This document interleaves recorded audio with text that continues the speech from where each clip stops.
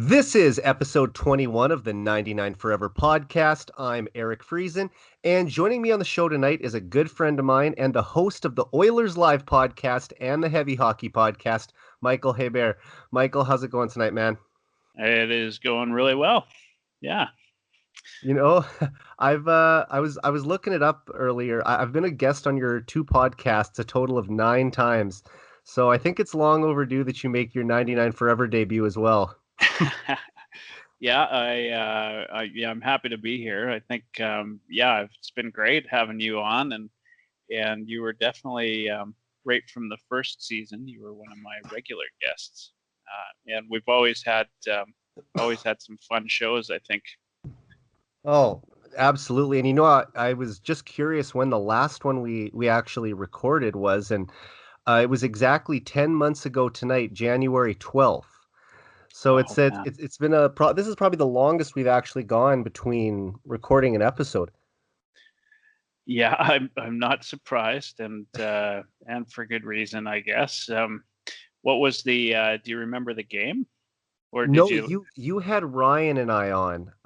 Was it Ryan from Oil Drops or something? Oh yeah. It Yeah, was the from three of us on. Oh, right on. Yeah, And I I'd have to look. wonder. I'll have to look back, but that seems while it's less than a year ago, it seems like such a distant memory. That would have been pre Oilers Live Cup.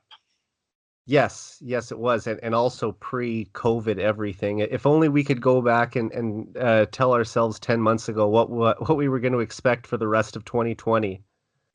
Yeah, I think the Oilers were on a Eastern road trip. I'm just looking it up, and the one that comes up are Bruins highlights on January 4th, and then Oilers versus Canadians on January 9th. Trying to see if I remember those games. Yeah, the game in Boston, I think they actually won 4-1, if I'm not mistaken. Yep, I believe you're right. And it was a surprising game because if I'm not mistaken, Edmonton played Montreal, Toronto, Boston, and they might have played Buffalo on that road trip. I'm trying to remember, but I was looking at, now that it's coming back to me now, I was looking at the schedule and I thought they were going to maybe win one of the games against Toronto or Boston, but they actually won both because a couple days before, that was the game when Connor scored the incredible goal in Toronto, right? That's right. Yeah, January 6th. That was. Yeah. Yeah. So Yeah, that's outstanding. In fact, you know what though? They were in back home for this. I'm just looking it up, and they were at the Saddle Dome for the Flames for Battle of Alberta. They lost 4-3 that was the one to where the Flames. Cassian took a penalty on Kachuk, a retaliation penalty, and then they ended up scoring the winning goal. And I was at the game. Uh, Yeah. just a brutal one. And It then was brutal.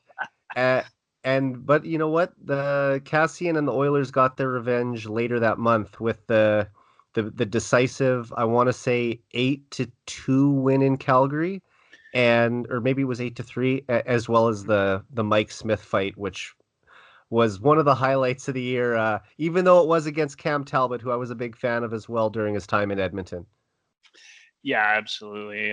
Everybody loves Talbot, just from his time in Edmonton, certainly. But that was outstanding. Probably one of the best games of the season, really. And what's crazy is such a lopsided game, yet a lot of Flames fans even felt the same way. I mean, it was just that's the kind of game you remember forever, right? It was the revival of the Battle of Alberta, I really feel. Oh yeah, absolutely, and it was so much fun, and as I said before, seems like such a distant memory now, but it seems like Absolutely. seasons ago. And Uh, I Last season. you've been a fan a little longer than I have, and I mean, I really started to follow the Oilers in the late '90s when I was, just a kid. And at that time, when I first started watching the team, the Oilers were playing the Dallas Stars in the playoffs every year.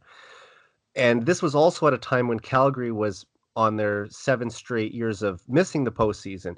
So for me, the Flames were not the Oilers' biggest rival. I didn't even have that big of a hate on for the Calgary Flames when I was 8, 9, 10 years old because they were kind of a non-factor. For me, the Dallas Stars were unequivocally the Oilers' biggest rival. So we've seen this rivalry sort of started to bubble up more in recent years, but I really feel like last year is when it took off, and the hatred between the teams and sort of that intensity that was present during the 1980s, that's sort of starting to come back, I think. Yeah, I mean, I think that the rivalry's always been there to some level, but certainly it's less of a rivalry if one team is in the bottom of the Yeah, and bottom the of the Oilers were division the year guilty after of that, year. right? Like Yeah, that's where the I mean, the Calgary Flames in the last 15 years haven't been that special either, but the Oilers were obviously at the bottom of the league for most of that time. So it is hard to really build up that rivalry when there's nothing on the line. And last year it looked like both teams were going to be fighting for a division title, so that absolutely adds to it.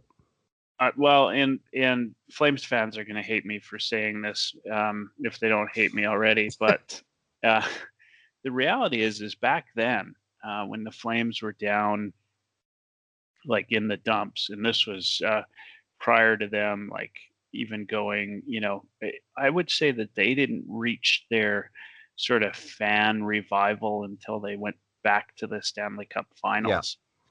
And it, it, to be fair, there weren't a lot of Flames fans to be found anywhere, and Hmm. Oilers fans, we're a special breed, right? I mean, we're always there, and so even if the Oilers are down, at the bottom of the division, I find that rivalry persists because there's nothing that we hate worse than losing to the Flames.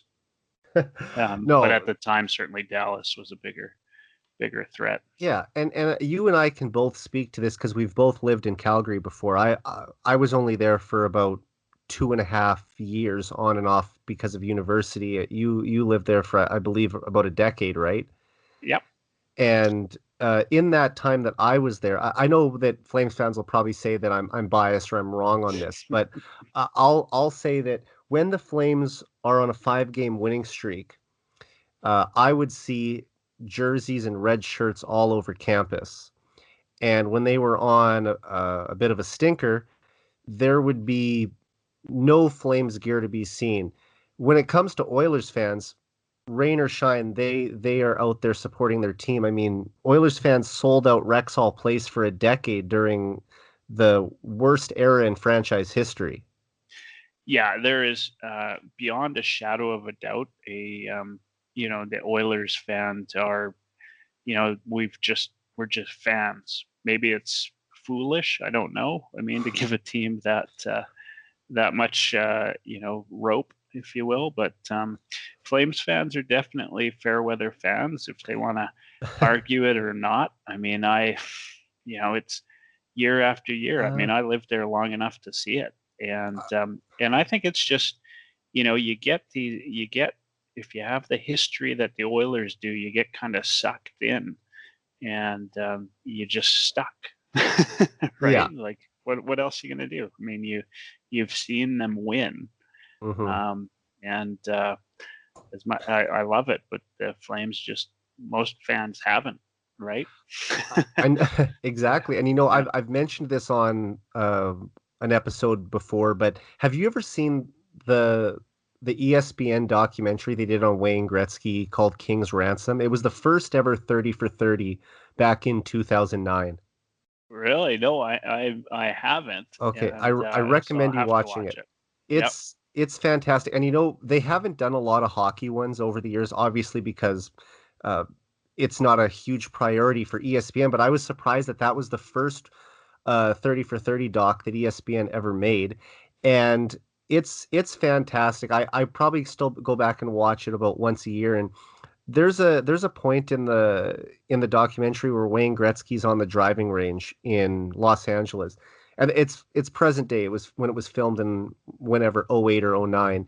and he's hitting golf balls with the director. They're just kind of having a casual conversation while they take shots, and um, the director Peter Berg asks Wayne, what do the Oilers mean to the people of Edmonton?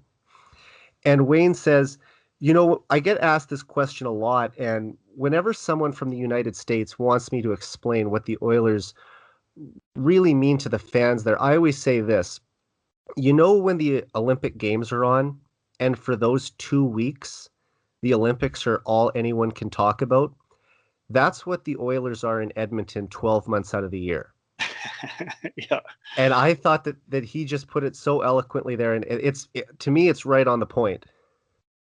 Yeah, absolutely. I think what I remember most is, you'll recall the last time the Flames went to the Stanley Cup, and that was what was 2004 now, is it? Yeah. And then there was the lockout, or was it a strike? Anyway, No, I think it was classified as a lockout.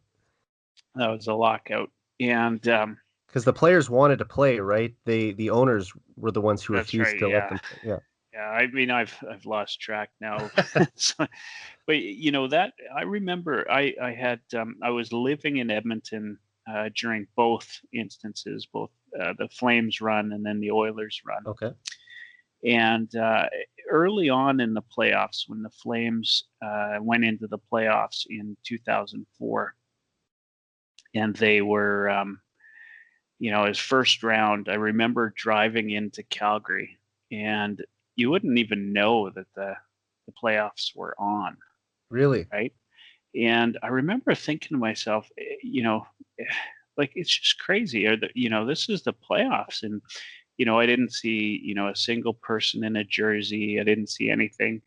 Of course, as the playoffs went on and they started to do well, the Red Mile sprung up, and it became this craziness that is legendary in Calgary. But I remember, it wasn't until that was, became real to the fans there that they really hopped on board, right?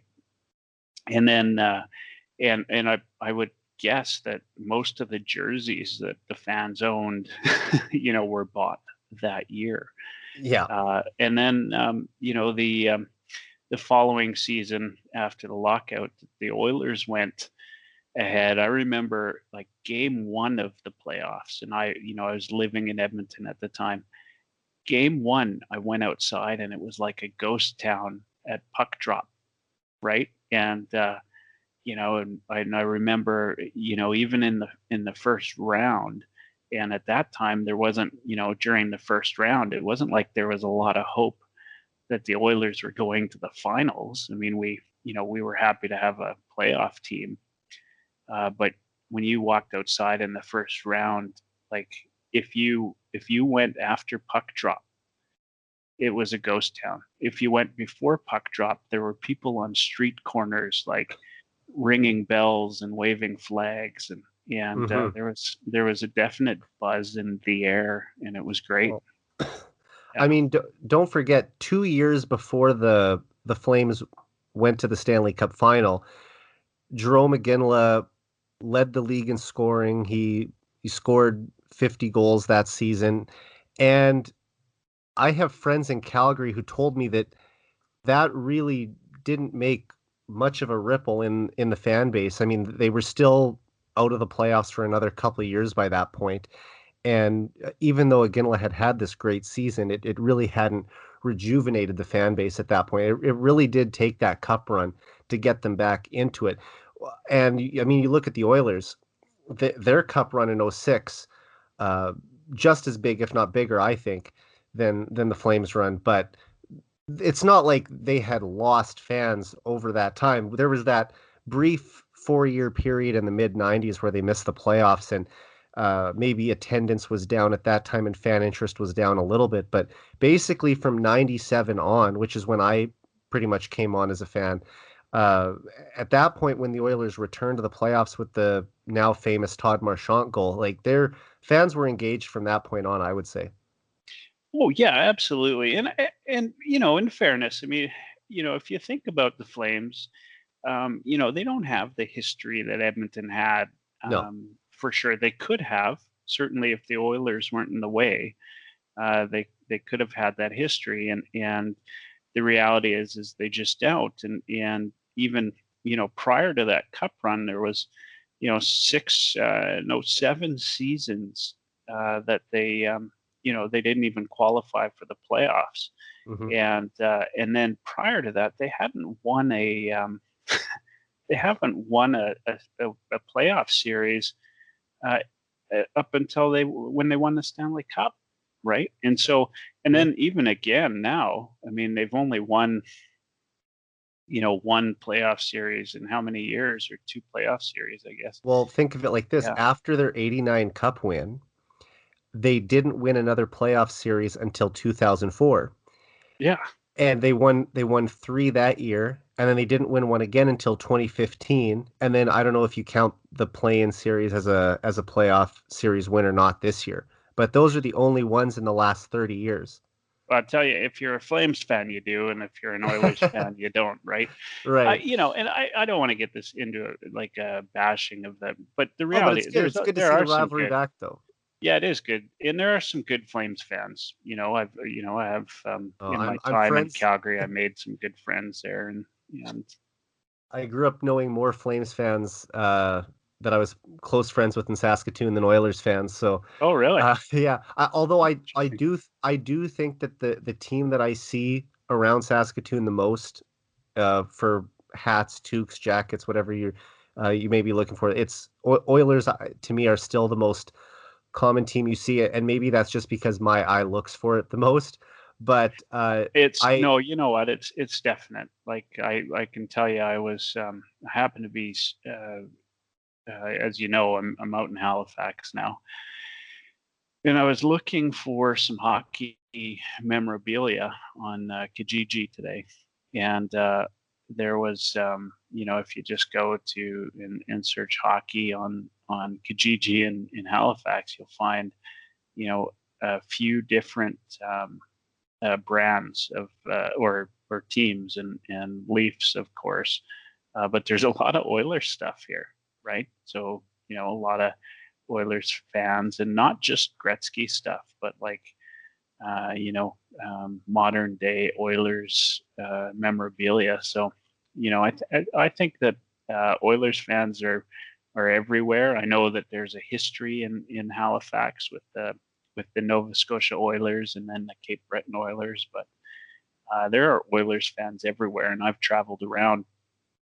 I see them everywhere. I believe we are one of the strongest fan bases in the league, without a oh, shadow of a doubt. Yeah. absolutely. I think if you had to talk about the 4 most passionate fan bases in the NHL, in no particular order, I think are Montreal, Toronto, Edmonton, Winnipeg.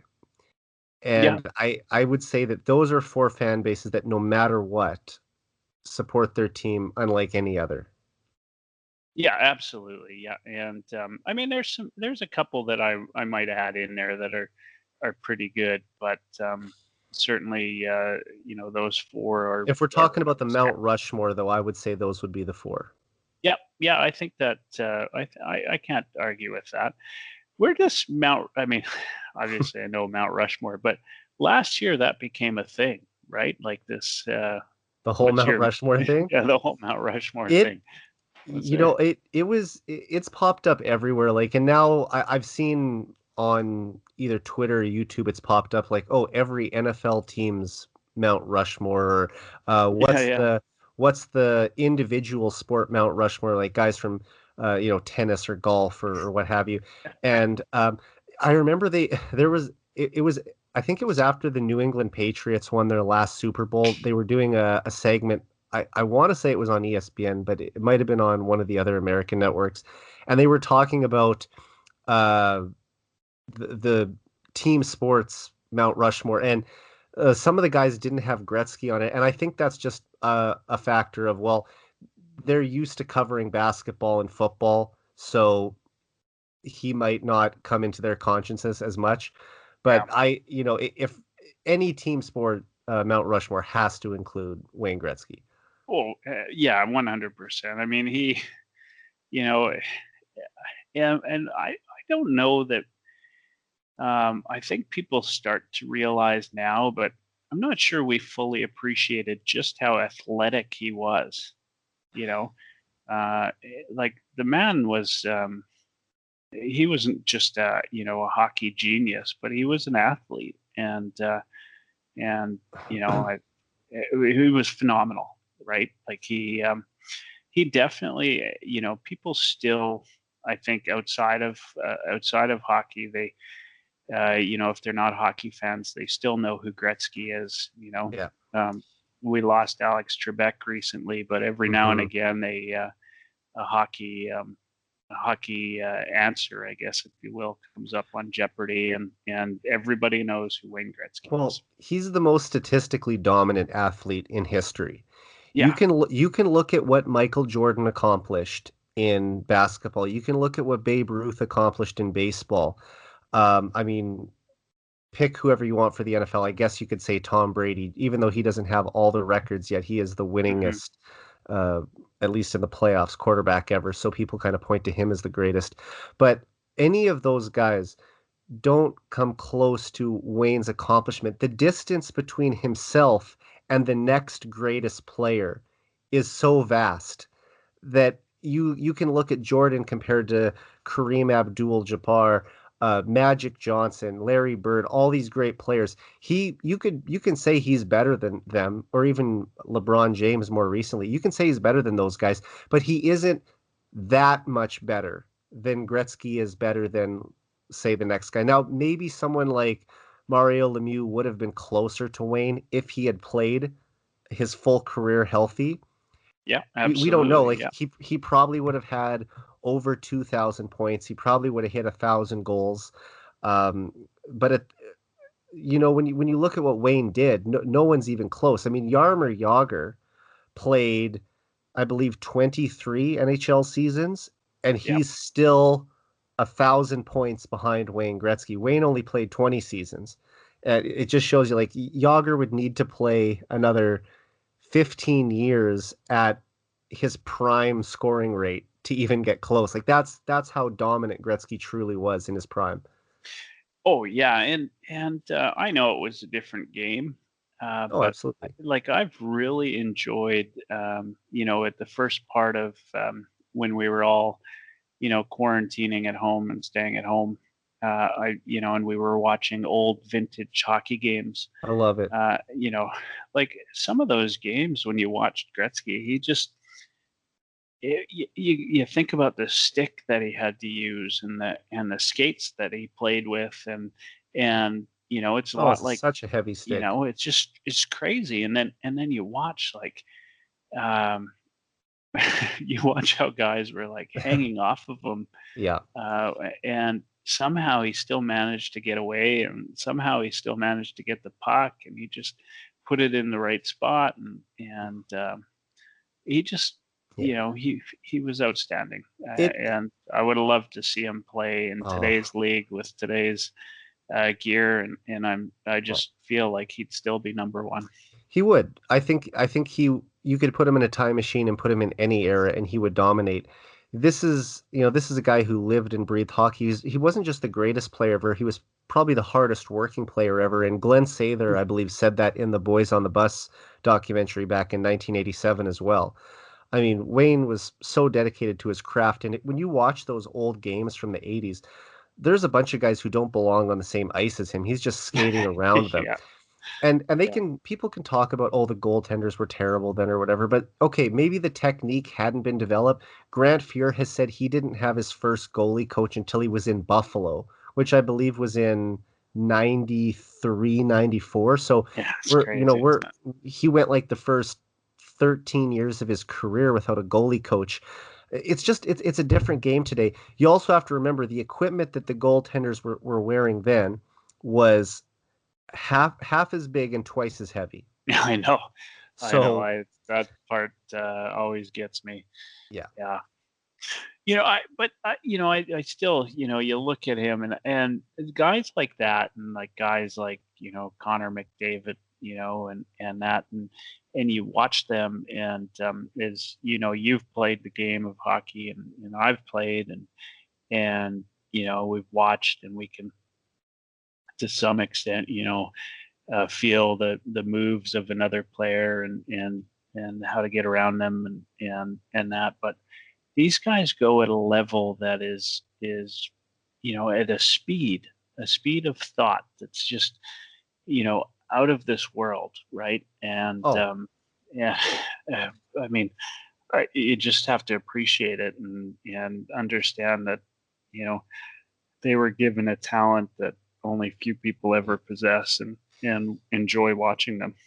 I mean, you'll find guys, and I'll agree with you absolutely. You'll find guys who are in the WHL or Junior A, and there's a lot of skill there, but they have a lot more time to make those decisions, to get those shots off, to make those passes. Absolutely. When you make that next step to the AHL and then make another step yet to the NHL, you have to be able to do all those high level abilities in a split second, and you don't have time because the opponents are on you so fast that if you don't move the puck at exactly the right moment, it's yeah. I mean, as we watch on TV, the game slows down. But anyone who's ever watched a game up close and been in the lower bowl at a live NHL game That's will unbelievable, isn't will it? tell you Yeah. how it is. They'll tell you how fast they move the puck around. It's just to play at that level, even to make the NHL and be a fourth line player, you have to be such a phenomenal hockey player. You're in the 1% of hockey players in the entire world just to get there. Yeah, it is it's an accomplishment in its own right, which is, I always, I'm guilty of it too. You say a player sucks, or a player, Yeah, right? I mean, the reality is, they don't. They're just not as good as, some of the other players in the yeah, league. But it's hard for me, or for anybody. I when we had Caleb Jones on in the summer, and he had, yeah. I we were saw that. That was talking about awesome. his, yeah, and we were talking about the goal that he scored, and I made the joke. I said, "Well, that's the night that you officially passed me in NHL scoring." And I mean, I, His you know, his first goal was against San Jose, right? uh, yeah, I'm trying to remember. I did look it up when he was on. You know what? Um, I think I remember it now. And unfortunately, the Oilers I think got beat 7-4 that night, if I'm not mistaken. So when he did score the goal, there wasn't even a big reaction or celebration. It was almost just like that was the third or fourth goal of the night for Edmonton. They knew that they weren't going to win the game, so uh, maybe kind of took away from the moment a little bit for him. But I'm sure after the game he was still very excited to have that puck. oh, absolutely, yeah. He's a really, like, he's a neat guy. He's still very much a kid, Well, he's just loves to barely play the 23, game, right? and yeah, yeah, yeah. He's just a young guy, but yeah, a lot of fun to have on, and certainly to talk to, and just a real classy kind of guy. Yeah, Absolutely. enjoyed that. Well, Michael, I always love talking hockey with you, and one of the things that you and I are always able to do is we can go down memory lane and talk about the great Oilers glory days and Gretzky and everything. But before we go any further, there's another Oilers legend that we should discuss, and I'd like to take a little bit of time now to remember the Oilers' longtime locker room attendant and an icon in the city of Edmonton, Joey Moss, who sadly passed away on October 26th at the age of 57. And it's been an emotional year for the Oilers organization, starting with the tragic loss of Colby Cave back in April.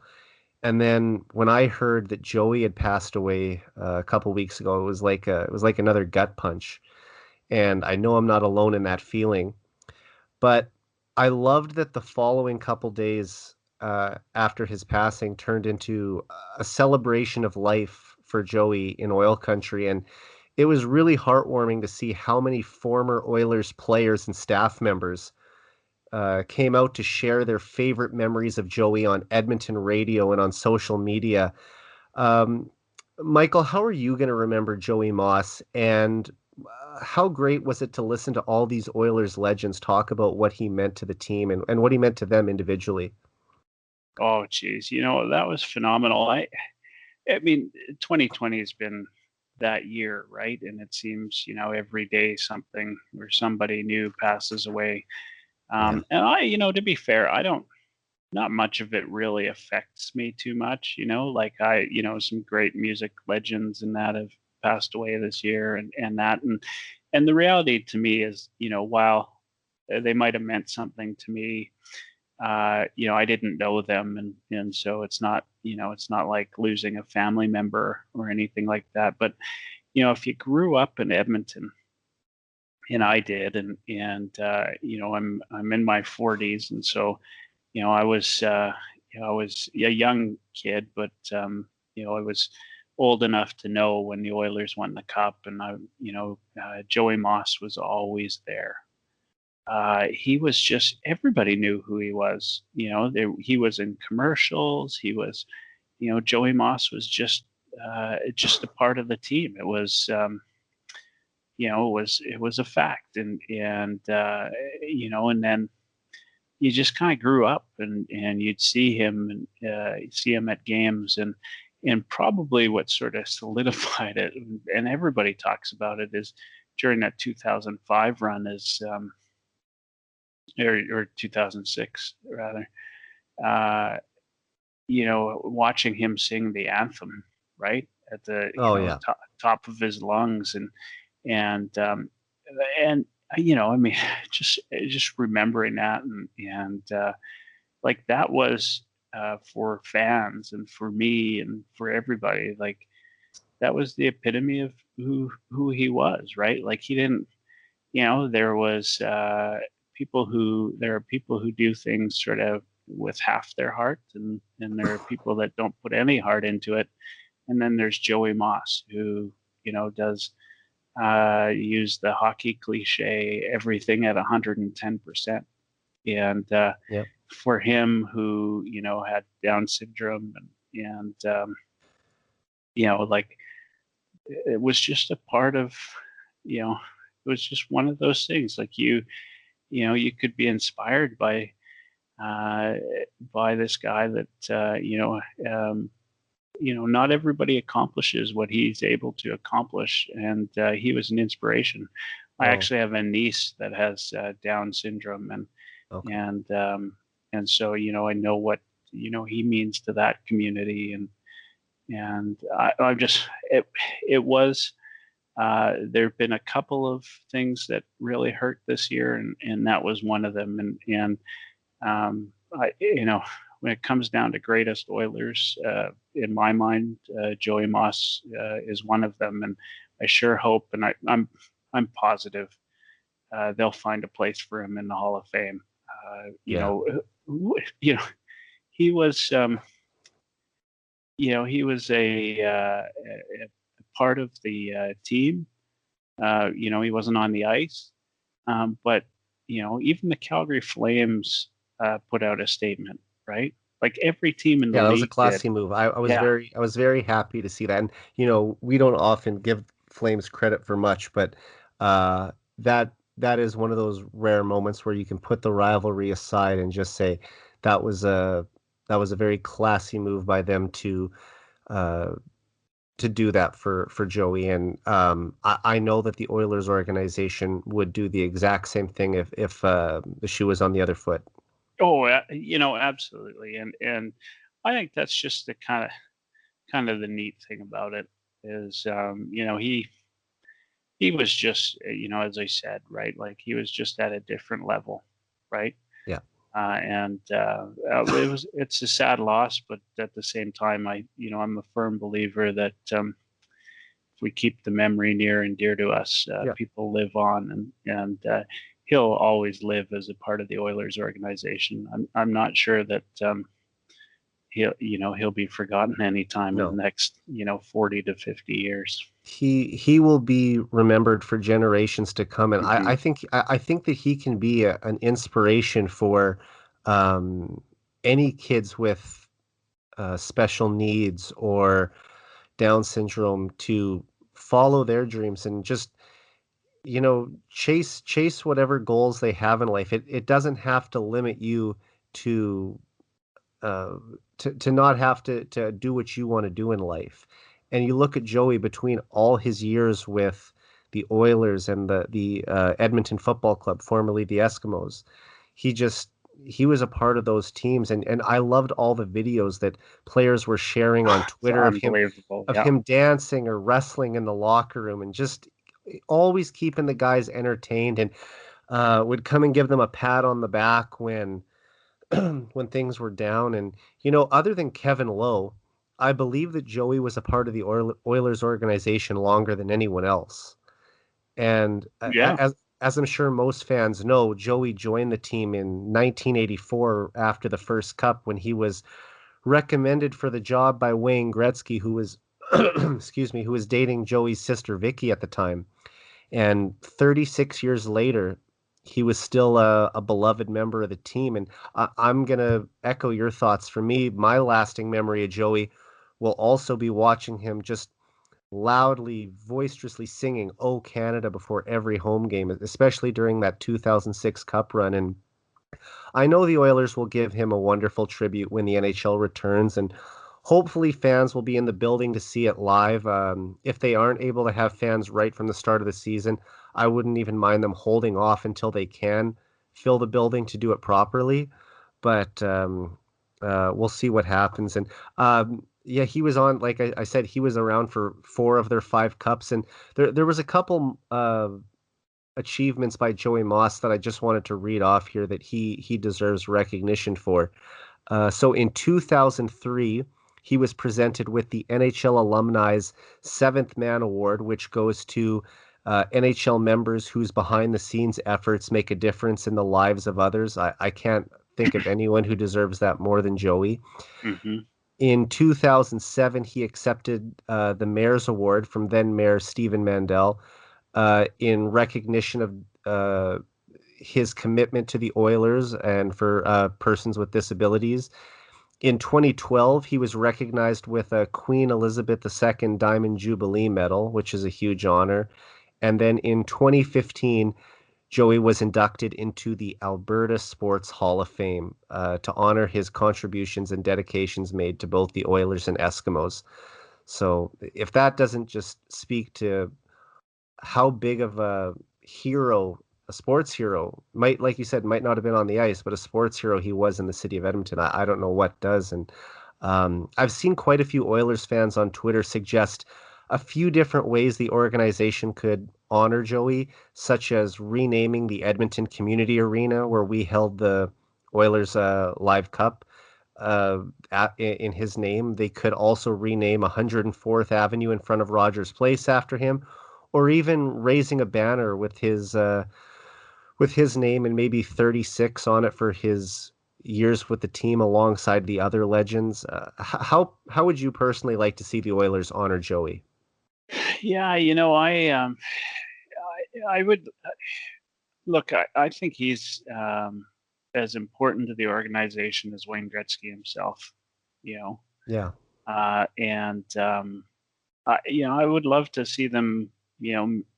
Eh, rename a road, and I'd love to see them rename the arena as well. It would be a great tribute, and I think putting a statue up there somewhere near yeah, Wayne would be outstanding. Look, you know the players are fantastic and fun to watch, but he was just he did something that just goes beyond, right? And so hmm it was a big loss. And as I said, I'm very few things sort of upset me this year. That was one of them. But yeah. they'll find a way. I believe they will. I just think that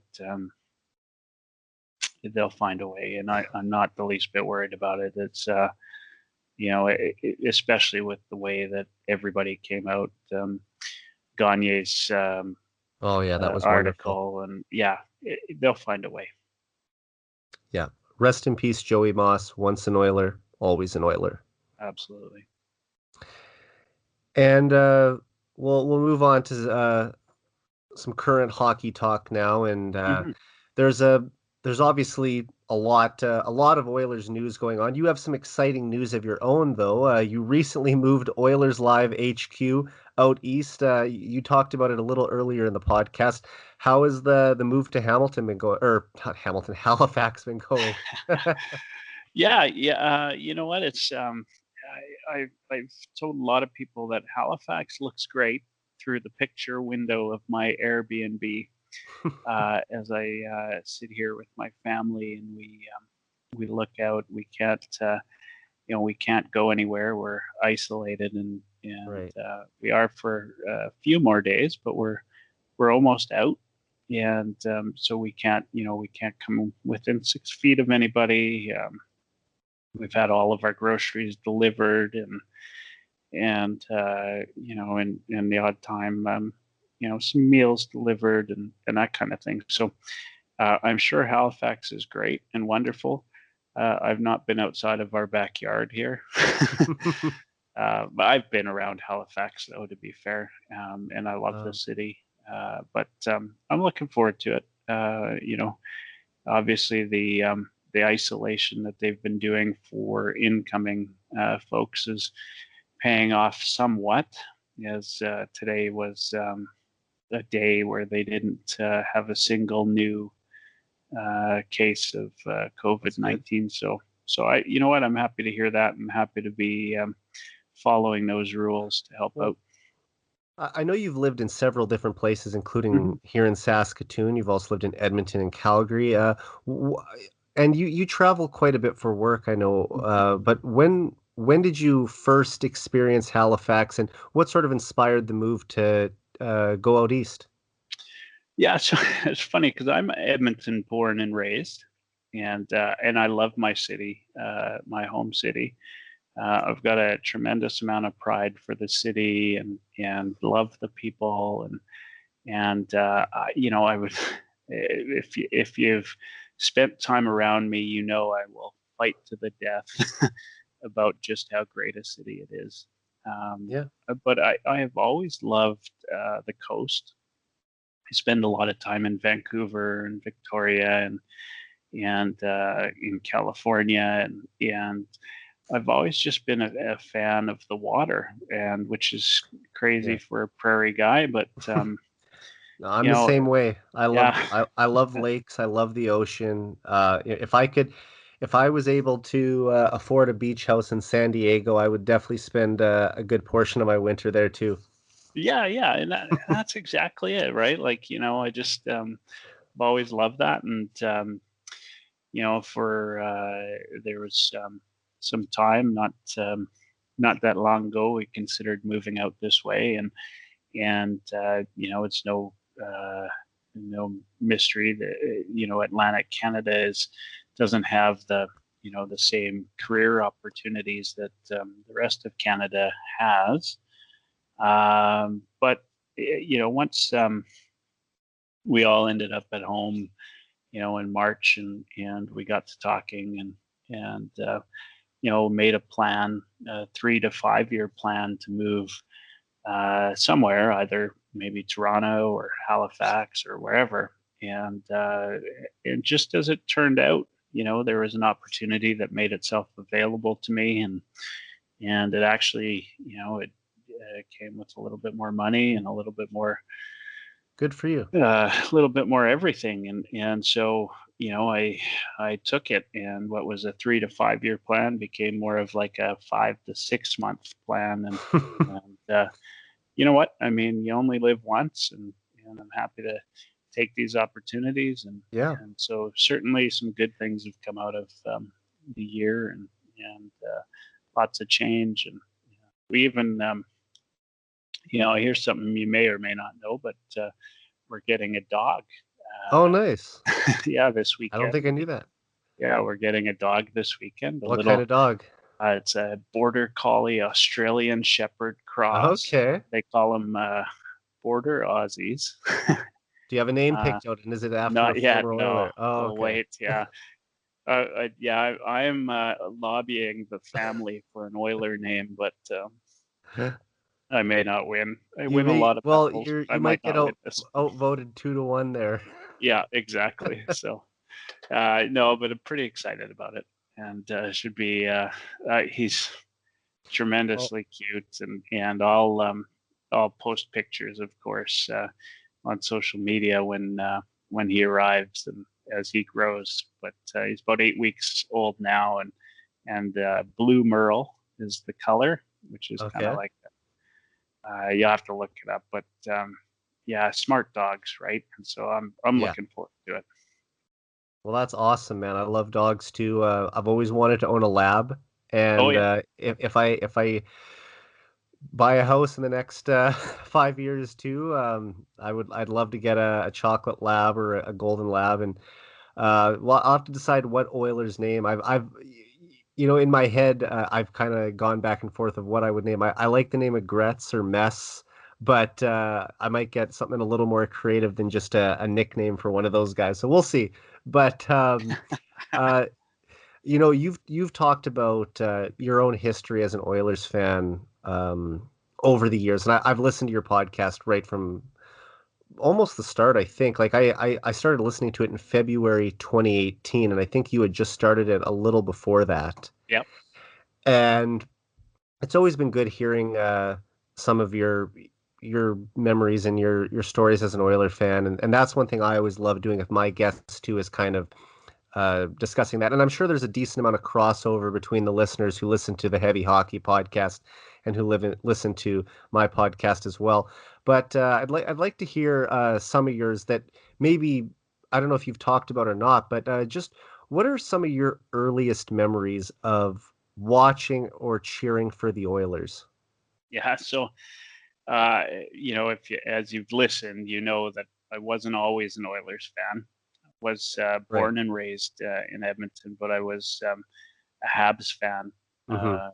And it's the French heritage in me, and my grandfather was a Habs fan, and I grew up idolizing Guy Lafleur. I was number 10 my whole life, and if you're talking history in a franchise, then being a Habs fan, there's a lot of history. Do you And remember the? Oh, sorry. Go ahead. oh no, go ahead. I was just going to say, do you remember the moment you officially crossed over from being a Habs fan to being a full-fledged Oilers fan? Yeah, I don't remember the exact moment, but I can tell you that I was at first when I was young. I was a bit of a like a contrarian sort of kid. Like a lot. Everybody was cheering for the Oilers, of course. Oh, okay. I remember when they I remember when they went into the finals against the Islanders. In '83. Yeah, in '83, and I remember that, what I would have been in grade, I guess I would have been in grade three, and we made, we were all cheering, and I was, being a kid, I was like, oh, I was cheering for the Islanders to win, and then the Oilers, of course, won, and and so our class, as did every class, made banners for the parade, Okay. and I don't even remember what I did, but I remember I hated the Oilers, right? Like just like I didn't hate them. They just everybody else loved them. So So it you was wanted like to be I didn't different. want to be. I wanted to be different, and so so that was the way of it. And so the sad part is, I guess in some regards, is I was just young, so I mean I wouldn't have appreciated it anyway. But Right. here I was not enjoying what was easily the Oilers' most successful years, which I enjoy fully now. I've gone back, but I would say that when I really became an Oilers fan was it was probably the post Gretzky years, Okay. and I think that it had to have been 19 probably 88 that season. I told you that it was actually in 1990 when I'd gone to watch the Oilers finals. I was trying to remember exactly what Against the year, but it Bruins, was, yeah. yeah, against the Bruins. So I'd actually gone to a couple of games, and at that point it was kind of like, right, like the Oilers weren't, Gretzky left, and the world thought that the Oilers wouldn't win ever again, right? Um, and that was kind of like the thing, right? Is that there was this team that was finally that I could start to like again, right? Like, and I just think that that was a big part of it at that point, and Mark Messier, and like I just that's kind of when I started to get into it, and then it wasn't just that, but after that was really, that would have been, kind of when you would have started to become a fan, right? Or were old enough to really appreciate it, if I'm not mistaken, right? What Was year in the specific? 90s. Yeah, well, Yeah. the first year that I really followed hockey was the 96-97 season. Okay. That was the first year I played minor hockey. I'd been taking skating lessons for a few years by that point. I actually wanted to play when I was in grade 1, but my dad didn't think my skating was strong enough at that point. And I mean, later it became my best ability as a hockey player, but it took, I was maybe a bit of a late bloomer. And I started playing in grade 2, and that was the first year when I was playing that I started to, I wasn't just watching cartoons all the time. I wanted to be watching hockey as well, and I'd be watching with my dad, and he'd be teaching me about the game. And that also happened to be the first year the Oilers were that the Oilers were getting back into the playoffs. However, I wasn't. I'm sort of like you. I never hated the Oilers ever, but I wasn't a full-fledged Oilers fan at that time. They were a team that seemed exciting, but other teams I liked. I was kind of all over the place. I liked the Anaheim Mighty Ducks because of the Mighty Ducks the Yeah, yeah, movies. because of the But remember, movies. Yeah. I'm putting you have to put yourself in the mind of a 7-year-old though, right? Yeah, yeah, And absolutely. and also the Philadelphia Flyers had a star player named Eric, so that kind Hey. of pulled me towards them a little bit. Yeah. Uh, and aside from that, Wayne Gretzky, I loved Wayne Gretzky, so I was following him on the Rangers as well. Oh And yeah. Yeah. it wasn't until about 1999 that I became a full-fledged Oilers fan and had kind of put the other teams aside, where I was sort of, had a few teams that I followed. It was all Oilers from that point on, and then for the last 21 years they've been arguably one of the biggest parts of my life. So, yeah, I mean, I can't remember the 90 Cup. I'm glad I was alive for it. Yeah. I was Yeah, yeah. I was just about a year and a half old when Messier lifted the cup in Boston Garden. But I'm glad that I can say I was alive for one Stanley Cup, but hopefully the next one I'll be old enough to remember. Other than, of course, the '06 Cup run, which was as close as you could possibly get. Yeah, and you know what? I mean, that was kind of like, I would say that's the start of me like considering the Oilers as like being a big fan, and you joined the Oilers when they were like, they really had, like, there was, we used to call it Oilers hockey, right? Like they Yeah, played a the certain lunch bucket style that style. was, yeah, and you know what? I love that. And right from when they won that series against Dallas, um, I mean, that's kind of what, like, those starting in the early 90s, even though they didn't qualify for the playoffs, and into that Well, 96 97 season, is when they started developing this type of culture, and it really is what turned me into an Oilers fan. And the Yeah. only downside of it all is that, I missed the glory days because I was a kid and didn't fully appreciate what I was witnessing. Yeah. Oh, absolutely. And let's not forget that in 1991 and in 1992, the Oilers made it to the conference final both those years as well, where they lost to the Minnesota North Stars and the Chicago Blackhawks. So they were that close to going to even a couple more Stanley Cup finals. Yeah, it's crazy, isn't it? And so I was in university as well. I started in university in '93, I think, and I remember that like that was kind of the thing too, right? Like just being an Oilers fan, and they were only out of the playoffs for a few, 3 or 4 years at that point. Yeah, After well, that those, was that was the first time they ever missed the playoffs, actually. that's right. Yeah, that's right. And so it wasn't like long enough that people stopped being a fan, but when they got back in and they won that Dallas series, I mean, I remember, you know, that was that was just phenomenal, and it was great, and it was good to be, an adult, like a young adult, going out and partying, and at that time, the guys were, like players were more accessible than they are now. You'd see them Right. everywhere, and yeah, it Well, was a this is lot the of fun. pre-social media era too, right? Players have to be so cautious about, anything these days. But from what I've heard, most of the players are still pretty good about taking a selfie with a fan or signing an Oh yeah. autograph. So that kind of stuff is still really good. But I have heard that from a couple other people, even Cheryl, who was on the podcast a few months ago. She talked about that and said how available the players used to make themselves back in the 90s. Well, I mean, you might have heard me talk, in the '80s. My dad was huge into horse racing, so we'd head out to Northlands in the summer, and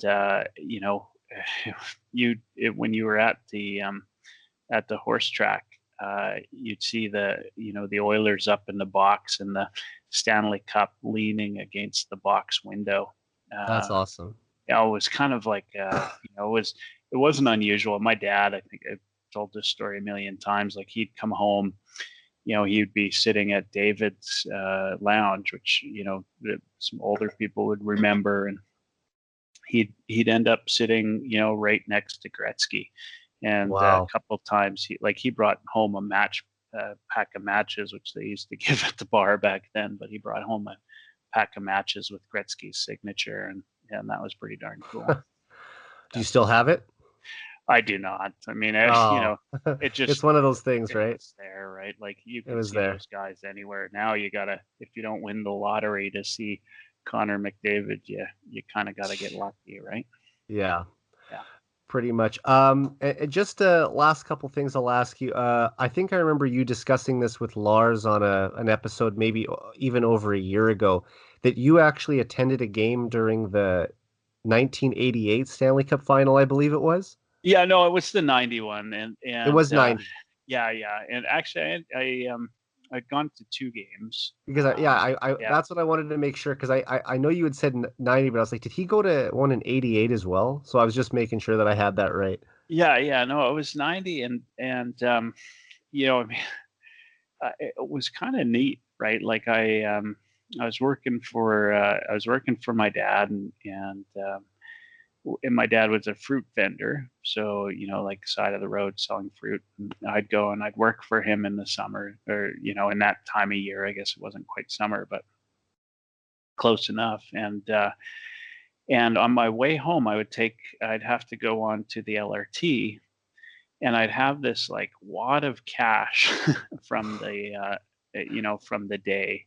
This sounds And familiar. I'm remembering the story yeah, now. yeah, it was crazy, right? And like so, I'd be walking home, and I would be, I think, if I'm not mistaken, like game time was about 7:30. It was probably like 7 o'clock for a Stanley Cup. Anyway, I was walking by, let's say game started at 7, I'd be walking by at about 7:05.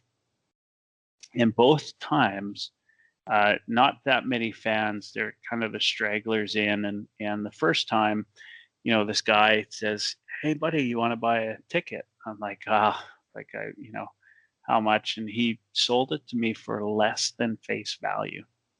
Was there any And worry that it was a fake ticket from you at no, that I mean, no, not at that point. And you know what? I was, I think, like 14 or 15. point? So I went, I mean, and it was, I think I'm fairly certain both times I went, I paid about $20.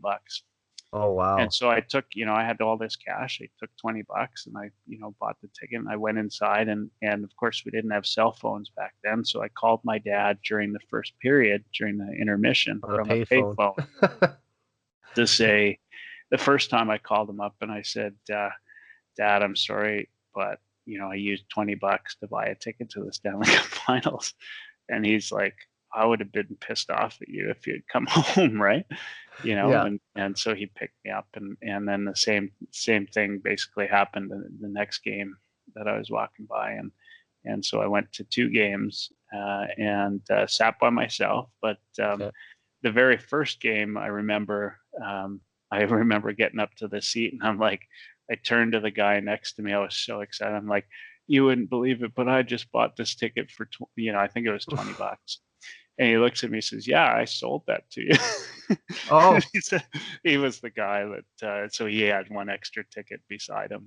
And I kind of felt a little bit like an idiot, but at the same time, now super cool and, never get that chance again. Right. that's awesome, man, and, I hope I'm able to have the opportunity and, I don't know what the tickets are gonna cost, then it might be a mortgage to go to one by the time the Oilers get in there, but, I hope I'm able to see a Stanley Cup final game in my lifetime as well. Is that the most memorable Oilers game that you've ever attended, or are there 1 or 2 other ones that maybe stick out to you above all the rest? Jeez. I mean, uh,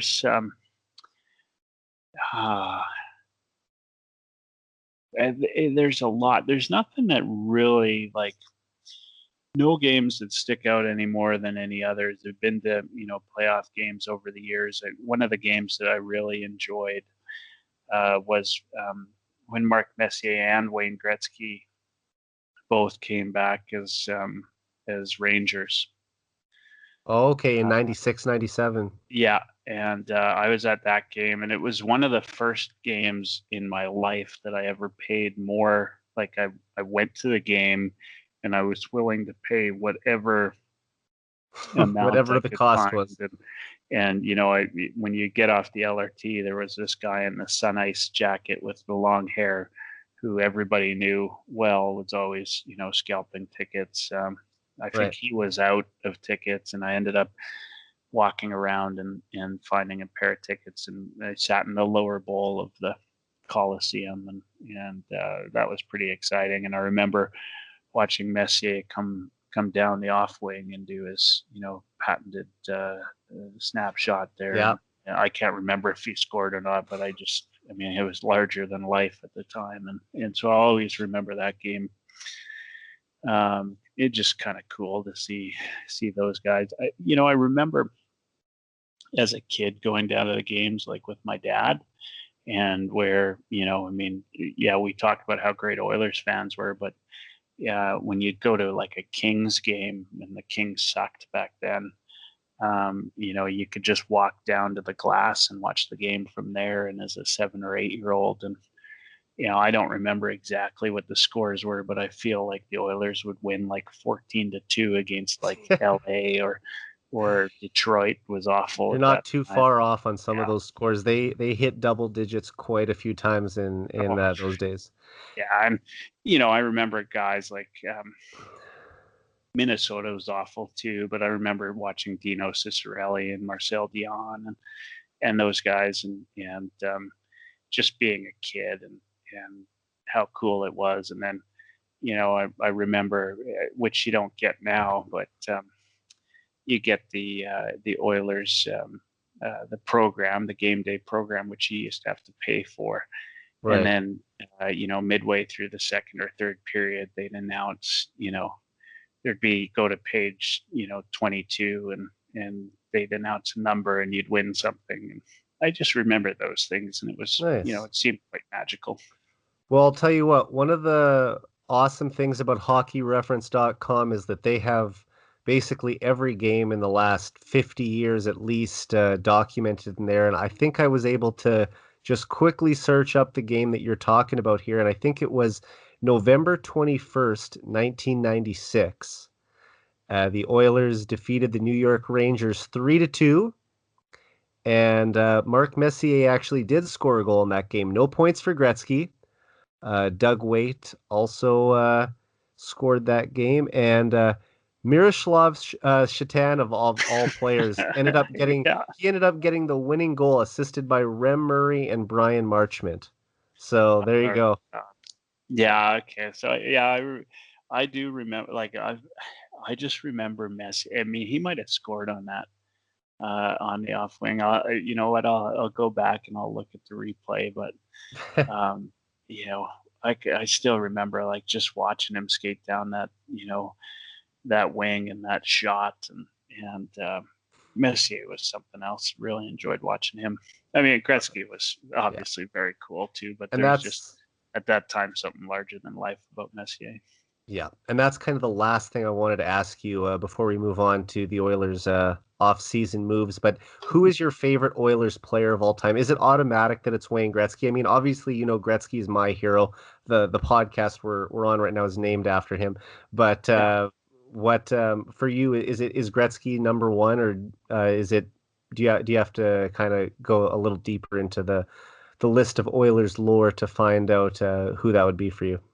Yeah, I mean, there's a few, but at the time, growing up, even though I was an anti-Oilers guy, Right. I was always a huge Paul Coffey fan. Oh, me too. I have a jersey. Yeah. I was actually lucky enough to meet him in 2012 when he came to Saskatoon Oh yeah. for a breakfast, a charity breakfast. Awesome guy. But yeah, I mean, how can you not love Paul Coffey? Yeah, and I mean, he was, I was for the most part a defenseman growing up, Yeah. and I like to play that style, and I think we're really, we can be pushed so many different ways as a kid. But somebody once said, you play, and I was probably like 6 years old, and they said like you play like Paul Coffey, and so That's for me awesome. that was enough for me to think, oh, this Paul Coffey guy, he must be something. So I was always so I followed him even though I wasn't as I said, I wasn't an Oilers fan. I was always a Right. Paul Coffey fan. I love the way that he would take the puck end to end, and back in my bantam midget hockey days, that was something I always tried to do as well, pick up the puck behind my own net and skate it the length of the ice. And did you ever use a coffee stick? Because basically throughout most of my minor hockey career, that's what I used.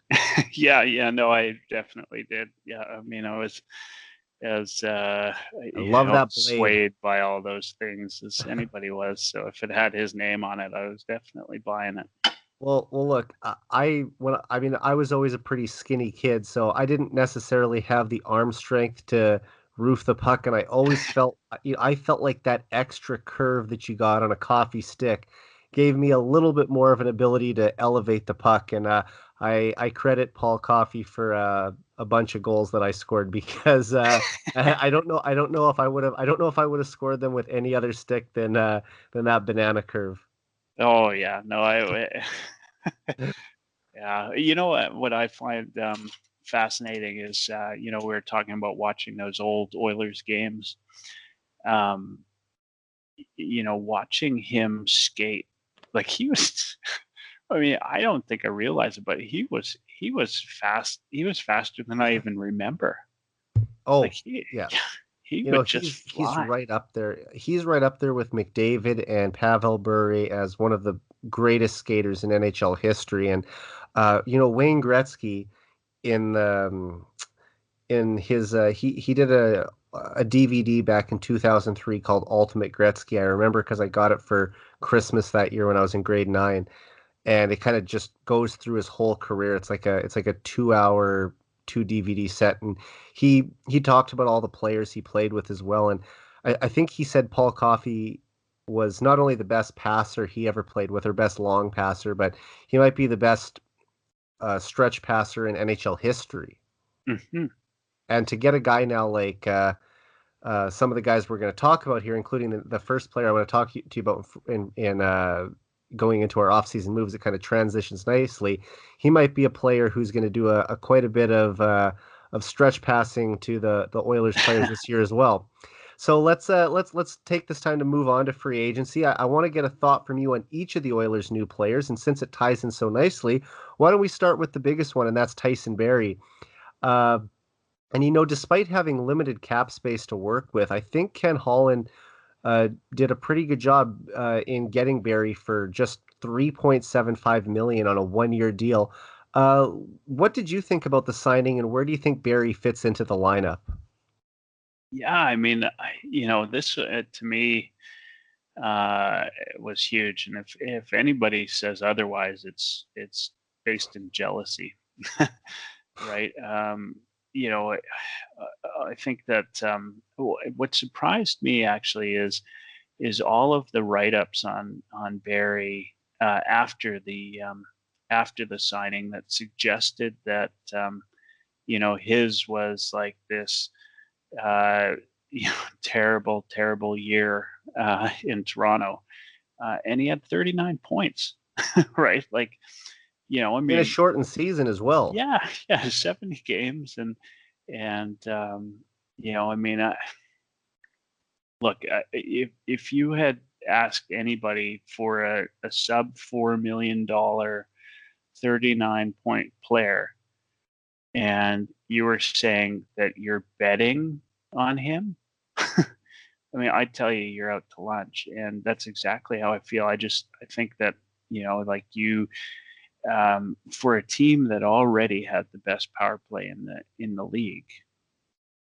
and you had a guy like Barry, who is one of the better power play defensemen out there, and as you talk about, is a hell of a passer. He's just. I always said back a couple of years ago that one of the problems the Oilers had was not necessarily that um, their team was awful on offense. It was just that they didn't have anybody to give them the puck, right? Like, you only had a couple of guys that could take the puck from deep in the zone and take it end to end, and that was Connor McDavid and Leon Draisaitl. And everybody else had the skill, but they needed that first pass. And so if you got a guy like Tyson Barrie and some of the other players, I'm sure we'll talk about, so I don't want to advance too far. But then now you're starting to build something, right?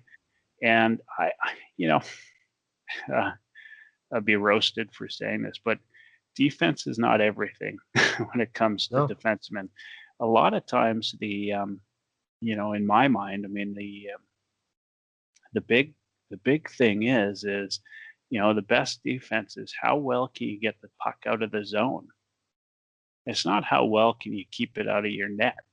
It's when you do get that puck, for the moments that you do get it, do you have the patience to make a play? And we'll talk about a kid that does.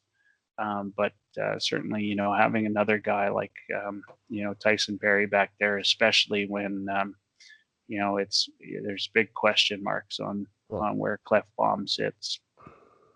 Yeah, and what an outstanding signing. Yeah, and we have to remember Barrie was coming into a new team for the first time in his career, and I think he reportedly didn't mesh that well with Mike Babcock, and his game sort of took off after he was fired. But after failing to adjust to his new team for about the first month and a half with the Leafs, after that, he really started to find his game. He had 34 points in his final 49 games last year. I know. So, and when you think about that type of production, that's on pace for, I'd have to do the math, but it's going to be over 50 points for sure. And the Oilers could use that type of offense. I mean, it's like you said, he's the guy they've needed for a long time to get the pucks up to the forwards, and he can either skate the puck up ice and join the rush as the trailer, but he also passes the puck better than anyone on the Oilers' blue line right now. So that should mean even more breakaways for Connor McDavid this season. And just looking at the numbers here, Barrie has scored the eighth most points in the NHL by defensemen since 2014-15, It's crazy, yeah. including 4 seasons with at least 49 points. So the Oilers are adding an elite offensive blue liner to the league's most lethal power play, and I think Barrie has a real shot to become the first Oilers defenseman since Sheldon Surrey in 2008-2009 to reach 50 points in a single season. Mm-hmm. Yeah, he's, I just, it floors me to think that that everybody felt his season was as awful as they think it was, right? Like, yeah, sure, it wasn't, it wasn't great, but the Babcock thing for sure, right? Like, that changes so much. And look, I mean, even if he comes in and does 39 or 40 points at what is he at 3.75? 3.75. And Yeah.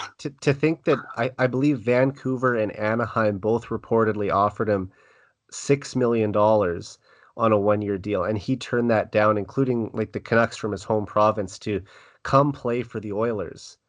That just shows, how much faith he not only has in this team, but where he sees the opportunity to perhaps rack up the points here with McDavid and Draisaitl, and then cash in big time next summer when teams have more flexibility to sign him. Because maybe it's just one and done with the Oilers, or maybe he signs an extension. We don't know, but definitely if he wants to reestablish some value, this is the place to do it, I think. Yeah, absolutely. And you know what? I'll go so far as to guarantee that he will, right? Like he's a great uh, defenseman in terms of offense, and he's just the team that Holland has put together. Is I think fits well to his game, and it's just another example, and that'll be the theme of this part of your pod. Is it's just another example of the way Ken Holland thinks and how strategic every Mhm. move is that he makes. Oh, absolutely. And they could have went maybe longer with Barry or not, but he really wanted to just stick to those short one-term deals. And we've seen how many times the Oilers have shot themselves in the foot over the years from giving long-term deals to middle-of-the-road players.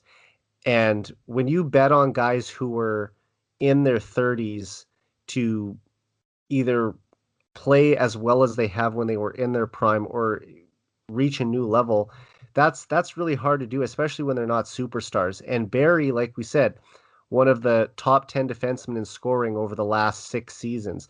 This is a guy who still has tons of offensive ability, and even if his defensive game isn't as great, I think his ability to move the puck and create scoring chances will more than make up for the odd mistake in his own end.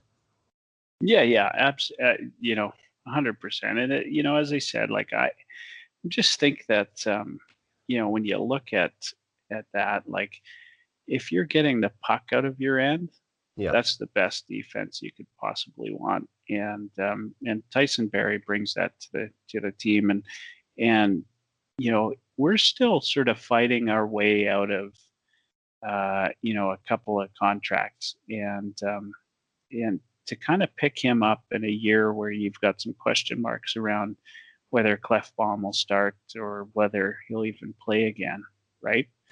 Like Yeah. this is great. I mean, what a fantastic signing, and Now, he wouldn't have. Who else would have thought of that, right? right. I mean, ideally, you'd like to be going into the season with Oscar Clefbaum and Tyson Barrie instead Oh of yeah, in just Tyson Barrie. But they had to find another defenseman. They they would have been just screwing themselves from the start if they didn't. I mean, do you remember a couple years ago when Andre Sekera got hurt and Mhm. the Oilers didn't replace him in the offseason. They didn't bring anyone in to play those minutes and he was arguably their best defenseman in 2016-17. And then when they didn't have that guy for 2017-18, they were basically doomed from the start because there was no one to play overtime in 3-on-3 situations. There wasn't a true puck mover. I mean, Nurse was developing into a puck transporter where he could skate the puck up ice, but Mhm. his passing game wasn't at the level of Sekera's at that time. Clefbaum does both reasonably well, but Sekera still obviously moves it better than Clefbaum does. So yeah, I just think that they had to find someone, and especially with Ethan Bear not signed yet, who we'll talk about a little later on. Holland had to shore up the defense because he just in a shortened season like we're probably going to see this year, they can't afford to have a rough start. You need to come out of the gate strong, and if you fall behind and you start the year 2-6 or 2-7, you're probably going to be out of the playoffs. So having a strong defense this year is vital to the team making the playoffs. Yeah, yeah, absolutely. I mean that, that, and you could go back to that season, and I 100% agree with your analysis of it. I thought the lack of movement on replacing Sekera doomed the Oilers from the start, Yeah, and exactly. this was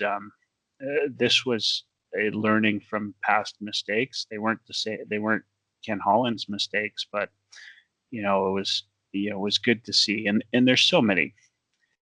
You know, this to But me is like this is on a whole other level when you look at everything from buyouts and retained salaries that the Oilers have to what's the potential is for the decor in the upcoming season, and this to me is probably one of the I think most underrated signings of the off season so far. oh, absolutely. And the other thing I think we have to discuss is what does this mean for Evan Bouchard? Because he plays a very similar game to Tyson Berry.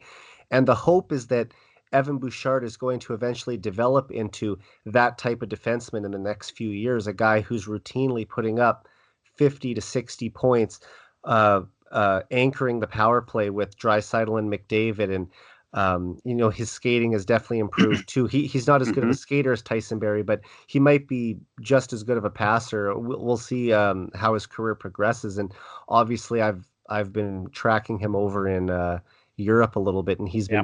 he's been doing very well in Sweden, second highest league.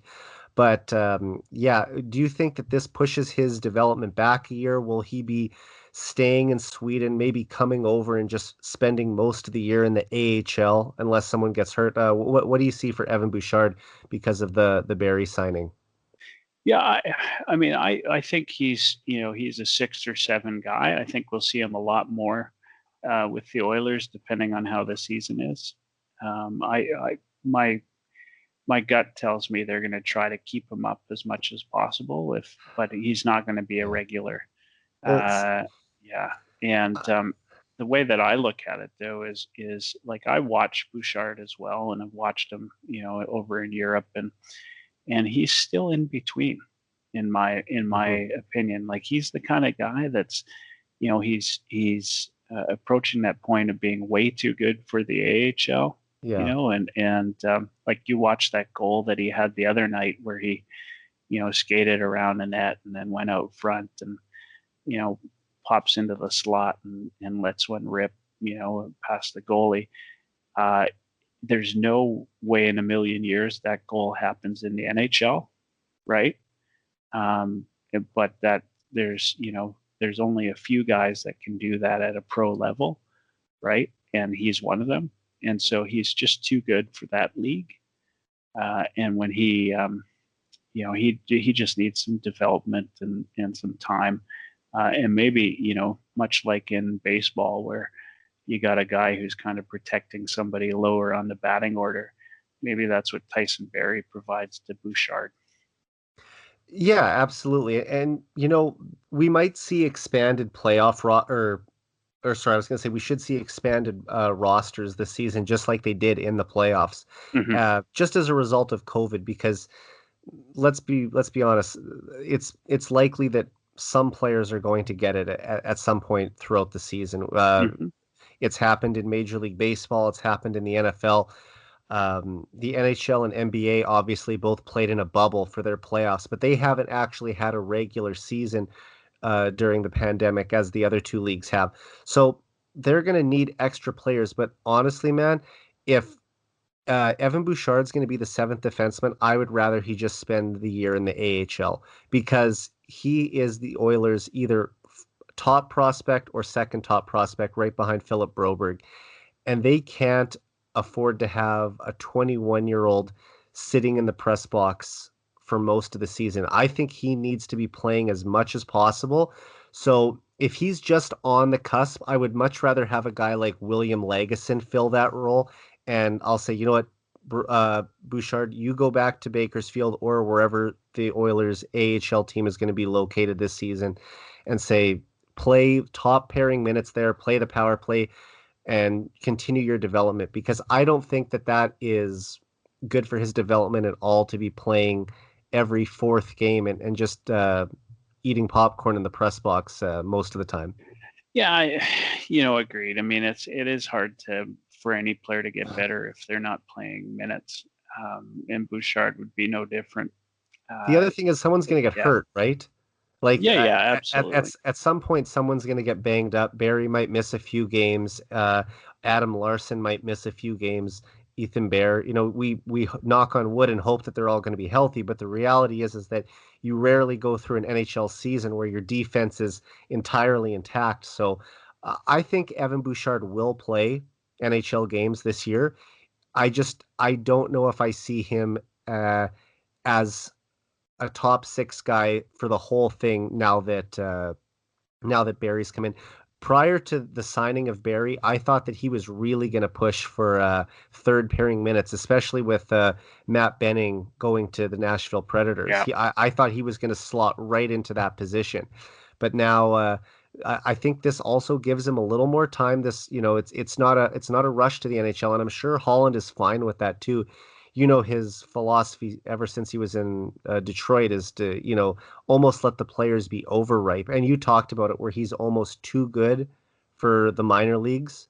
Like he's sort of a tweener at this point.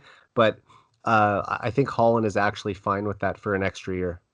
yeah, absolutely. I mean, I think you're pretty close on that. I mean, so much depends, though, right, on what the other leagues are going to do, and Yeah, we don't know when the AHL is going to start. I know I think Frank Saravelli tweeted out that they were sort of targeting February 4th as a start date, which would be, I mean, if the NHL does get going on January 1st, and there's no guarantee that's going to happen either, they'd be a month behind. But, I still expect Bouchard to come into training camp and push hard. And for any of those guys over in Europe right now, this is a good head start for them. It almost reminds me of the 2012-2013 lockout, hmm when there were a lot of players who, especially the Oilers' young guys like Eberle, Hall, Nugent Hopkins, Justin Schultz, who were all down in Oklahoma playing in the AHL, and yeah, that was sort of giving them this extra runway to prepare for when the NHL season came back, as opposed to a lot of their players who I'm sure they were still skating, but they weren't playing any competitive games over those months. yeah, yeah. No, you're right. I mean, again, just another example of the genius of Holland, Yeah. right? Like, he was the first one to get players out and playing, and He's I feel it's just you feel so much more comfortable with him at the helm, don't you?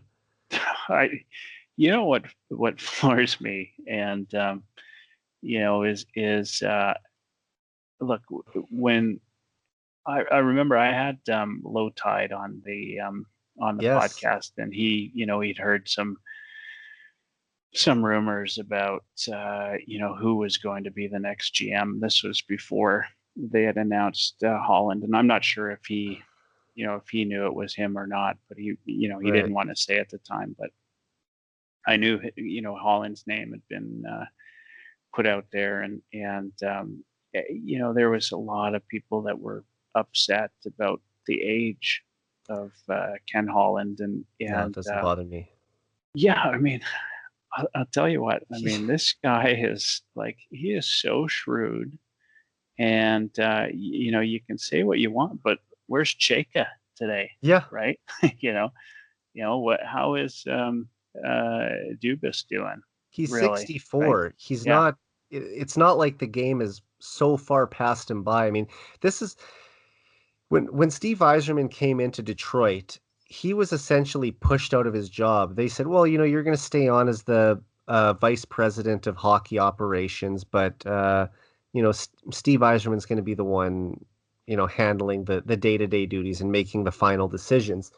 And Holland was in that position for about 2 weeks, I think. He scouted with Yzerman at the under 18s, I believe, and then after that, just very quickly he was brought into Edmonton, and he basically said that in his introductory press conference that he still felt that he had a lot left in him and that he wasn't keen on retiring. I mean, he's already committed to working until he's 68 with Edmonton, and who knows that if he's done then. This is a guy who is still driven. He's going into the Hockey Hall of Fame this year. yeah, He could yeah. easily just retire and say I had a 23-year career as a GM in the NHL. I won 3 Stanley Cups as a hmm GM, one as an assistant GM.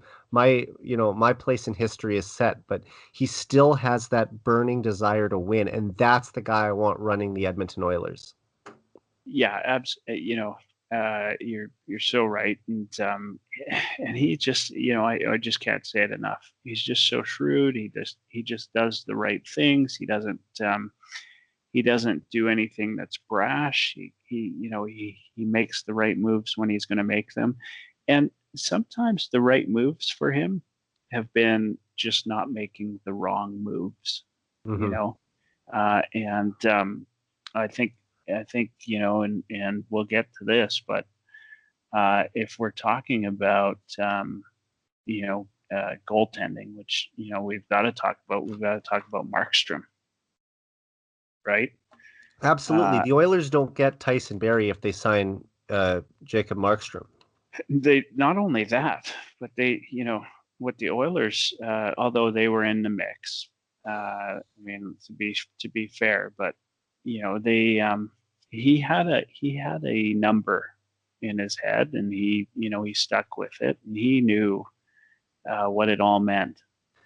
But it was either going to be the number that Holland wanted, and I suspect is that Uh, he wasn't going to move from that. Like Ken no. Holland, he doesn't make any sort of moves that if fine, if you can't meet the number, then you're not going to be an Oiler. And to me, that's what his predecessor would do, is move from that number, the Yeah. smart number, and make moves that were based on emotion rather than, hey, we'll Well, get there, and we just, if this doesn't work out, we got to find another way. but also, Shirelli made so many panic moves. Like, okay, Ryan Strome doesn't score a goal for the first 18 games Yeah. of the 2018-19 season. Well, he has to be traded. There's no almost no time to work your way out of it. It's just you're gone.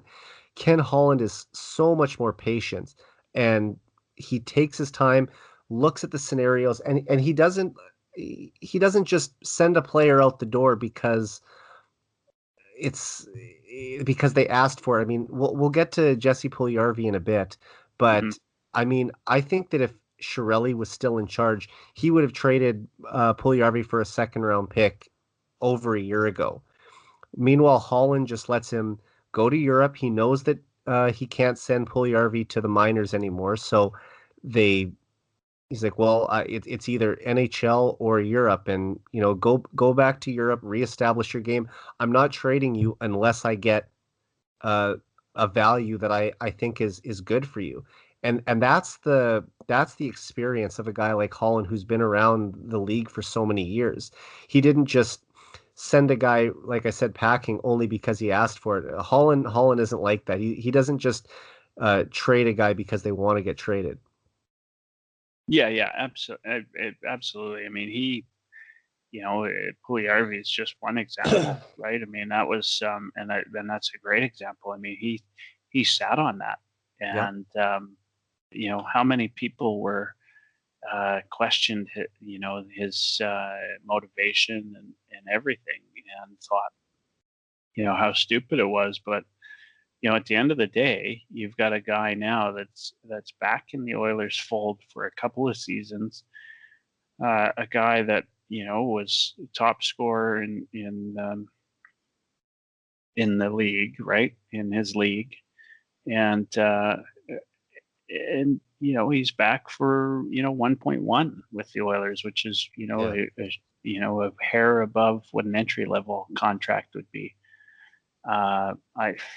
I think it's brilliant. I Well, think it was a win-win for Pugliarvi and for Ken Holland. Well, since we're on the topic, let's just skip right ahead to Pugliarvi then. It's like you said. I mean, I wasn't overly surprised that he decided to return to the team. There were sort of a speculation going back to summer even. I think Mark Spector put out an article saying that there were conversations between the two, and then Ken Holland and Dave Tippett both were on Edmonton radio and said that they had had some discussions with the player and were attempting to bring him back. But I didn't see a 2-year deal coming, for you said for 1.1 million, did you? No, I mean, look, I, I'm wrong more often than I'm right. I think most of us are. Yeah, I didn't think I'd ever see Pugliarvi in an Oilers jersey, and I would have bet money on it. So I didn't see 2 years. I didn't see 1 year. I saw a trade, but I think this is the best possible scenario. Yeah, I mean, I know a lot of Oilers fans wanted to see Pugliarvi back because he was a very popular player. Some might have been a little upset at the guy, understandably, when he wanted out of the team. But uh, I think that this is a guy who can still help the Edmonton Oilers. People forget how young he is. He's only 22. When he played his last game for the Oilers, he was only 20. And uh, you know what? That now there's people saying he should start the season on McDavid's wing, and maybe he'll get there by mid-season. But I think it would be smart to start him on a third line, where he doesn't have to go up against the opposition's best defenders every night. To me, that doesn't sound like a recipe for success, and especially after almost 2 years away from the NHL, because he played his last NHL game in February of 2019. So by the time the season gets going, it'll almost be a full 2 years between NHL games for him. And unlike the last time he played for the Oilers, Pugliarvi won't be stuck on a line with Milan Lucic this time. So Yeah. I think that's going to be a huge benefit to him. And, uh, you know, it's also beneficial, like we talked about with all the Oilers prospects playing in Europe. He's playing in Finland and he's lighting it up over there. So I'm hoping that when he comes back to Edmonton and gets ready for training camp, this is a guy who will have played maybe 20 games by that point, and he'll be really ready to go when the season gets started. Oh yeah, no, I absolutely think he will be ready to go, and so much can be said about his line mates, his usage, everything. Uh, how he was treated, like going, being sent down, being brought up, all the pressure that he was under, not being able to speak the language, Right. and the coaches that he was dealing with. Tippett's a whole brand new guy. I think Pugliarvi comes in with an expectation now that he never had before. That a little bit more stability. Yeah. He's got a little bit more confidence. He was smiling a lot, like which he always did. I expect him to do, to be a solid contributor. I mean, who knows what to expect, but yeah, I think we'll know right away, and Um, it'll be good. did you see the video, Zoom video interview he did? I think it was with Tony Brar from Oilers TV. I'm trying to remember, or it might have been Gene Principe. No, I didn't. Well, I Yeah, watched it a couple weeks ago after he signed, and his English has actually come along quite a ways. And I mean, it's still not perfect, but it's to the point where he can give more thoughtful answers and really sort of explain himself in a way that I don't think he was able to before. yeah, he was just a kid back, a couple of years ago. He's still just a kid now, which people have to appreciate as well, right? I mean, there's some guys just don't, they don't Right. fully mature for a couple of years Well, yet, and he's got the skill level to do it. There's no you know, doubt. he, like you said, he was when he played for the Oilers, he was 18, 19, and 20. Michael, I'm sure if you and I go back to when we were 18, 19, and 20, we would maybe do a few things differently, or we might have not been as wise of men as we are today. Yeah, yeah, yeah. Well, I mean, I'll probably say that 20 years from now, and and yeah, no, I think there's lots, and there's I think I've sort of told you sort of offline that I've had some insight into who he is as an individual, and Yeah. so I think that he had a lot of growing to do still, and may still, but look at as I said, just a hair over what an entry level salary would Yeah. be. I Um, mean, it's a good deal. it's a no risk deal, and Holland. I'm sure I'll mention this later in the podcast. Signed several deals that are little to no risk. I mean, um, at this dollar figure, even if he didn't turn out to be a top six player, he could still be an effective bottom six player, and that salary doesn't kill you on the cap. That's right. So I think that regardless of how Puljujarvi performs, it's that contract isn't going to hurt the team. However, if he turns into a 20 goal scorer and ends up playing with McDavid at some point, it has a chance to turn into uh, a big time value contract for Edmonton.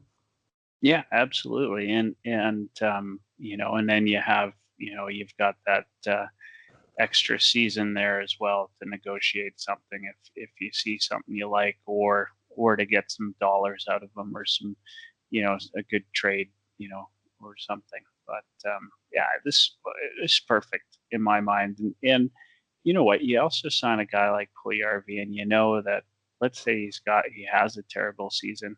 I think you could expect him to go back to Finland to play, right? And so it's yeah. Well, it's I just don't think there's a loss like in this situation. You at 1.175. yeah, What a gorgeous signing. exactly. Especially when Holland had such little, we talked about this, such little cap room to work with, under $10 million, and to think of all the players he got. And I want to talk about another one of those guys now, Kyle Turris. So Hmm. the Nashville Predators bought out the final 4 years of his 6-year contract on October 7th. And just 2 days later, he signs a 2-year deal with the Oilers worth $1.65 million per year, another contract for under $2 million. I love to see that number one as the first dollar figure. And Michael, what do you think about this signing, bringing in Turris? And do you think he's the right fit for Edmonton as their third line center? Oh yeah, yeah, yeah. I mean, again, right? Like let's talk about like Tyson Barrie. You're talking a 40-point defenseman for under 40 million. Here you're talking about a 4 million, 30-point I think. player, right? For under 2 million, and Yeah. he had, again, in a shortened season, right? Like he's a half point a night guy, right? Maybe he was overpaid previously, but not at uh, 1.65. but If yeah, he's, if he's a point a game player, that's, that's great value.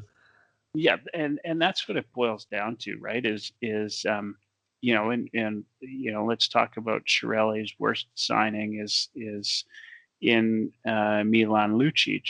Yeah. Signing Lucic itself is not bad. Signing Lucic for the contract you signed is terrible.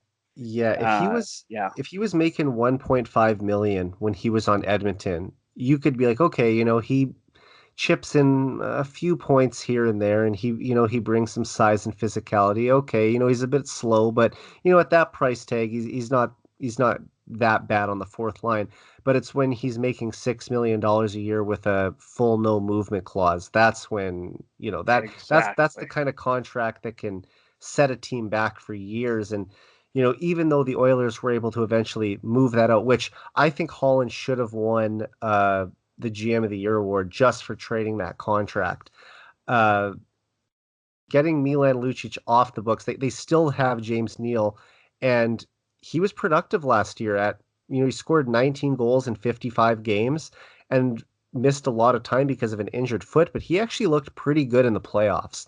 And Oh yeah, absolutely. But to go back, I mean, the point I'm going at is sometimes it's not so much about who the player is, right? Like, because there's a lot of players that can play on your team, but how they fit into your lineup with the salary cap and all those other factors. At 1.6 million, right? yeah, 1.65. Um, like this is a value contract. This is, you know, like basically Nashville is paying him to play in Edmonton. And it's outstanding. it sort of reminds me of a couple years ago when the Ducks were still paying Patrick Maroon, and he scored a game-winning playoff goal against them, and I just thought that was so sweet. It's a shame they didn't end up winning that series, but um, the other thing we have to think of here is that I think a lot of players around the league are realizing that it's not about how much money you make this season because they're going to be prorated salaries anyway. Mm-hmm. If the NHL ends up playing a 48 game season, a 60 game season, whatever it is, uh, they're only going to be getting a percentage of how much they would be making anyway. So to me, it's more about finding the right fit. And then if you're able to have a good season, hopefully you can turn that into getting a bigger deal down the line when teams have a little more cap flexibility to sign players to longer contracts.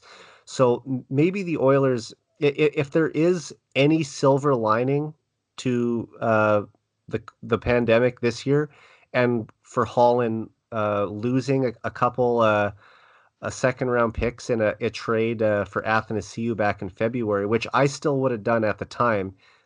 I always say that people give Holland a bad time for that deal. He had no idea that a pandemic was going to hit. No. The salary cap was expected to rise to 85 million. He thought he was going to have more than enough room to sign Athanasiou and other guys.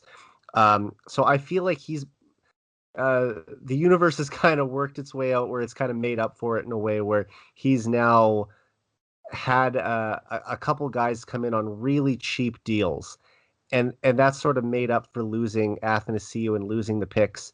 That these guys are taking a chance on Edmonton, and they're saying, I see an opportunity there to play with a team on the rise, and it doesn't matter. Like for Turris, it doesn't matter that he's making 1.65 million because he's still going to get paid by Nashville for the next 8 years, I believe. Like all that money is still going to be owed to him.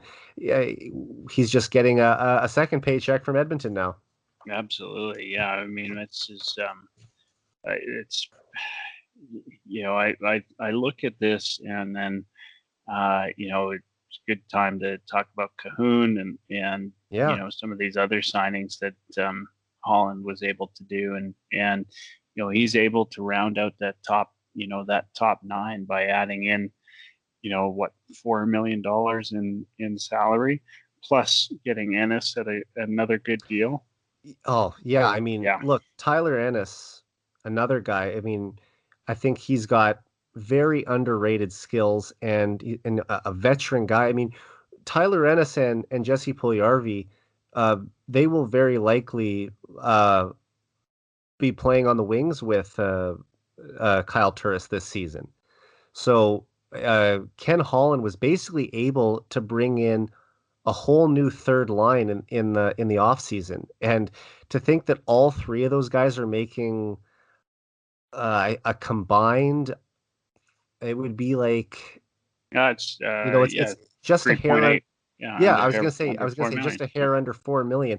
When you have a fourth line that's at that price tag, it gives your team some more flexibility when you've got guys like McDavid and Draisaitl making a combined 21 million.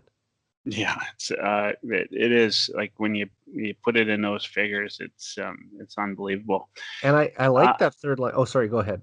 no, I was going to say I don't have actually a lot more time left tonight. It's approaching 3 a.m. here in Halifax, but I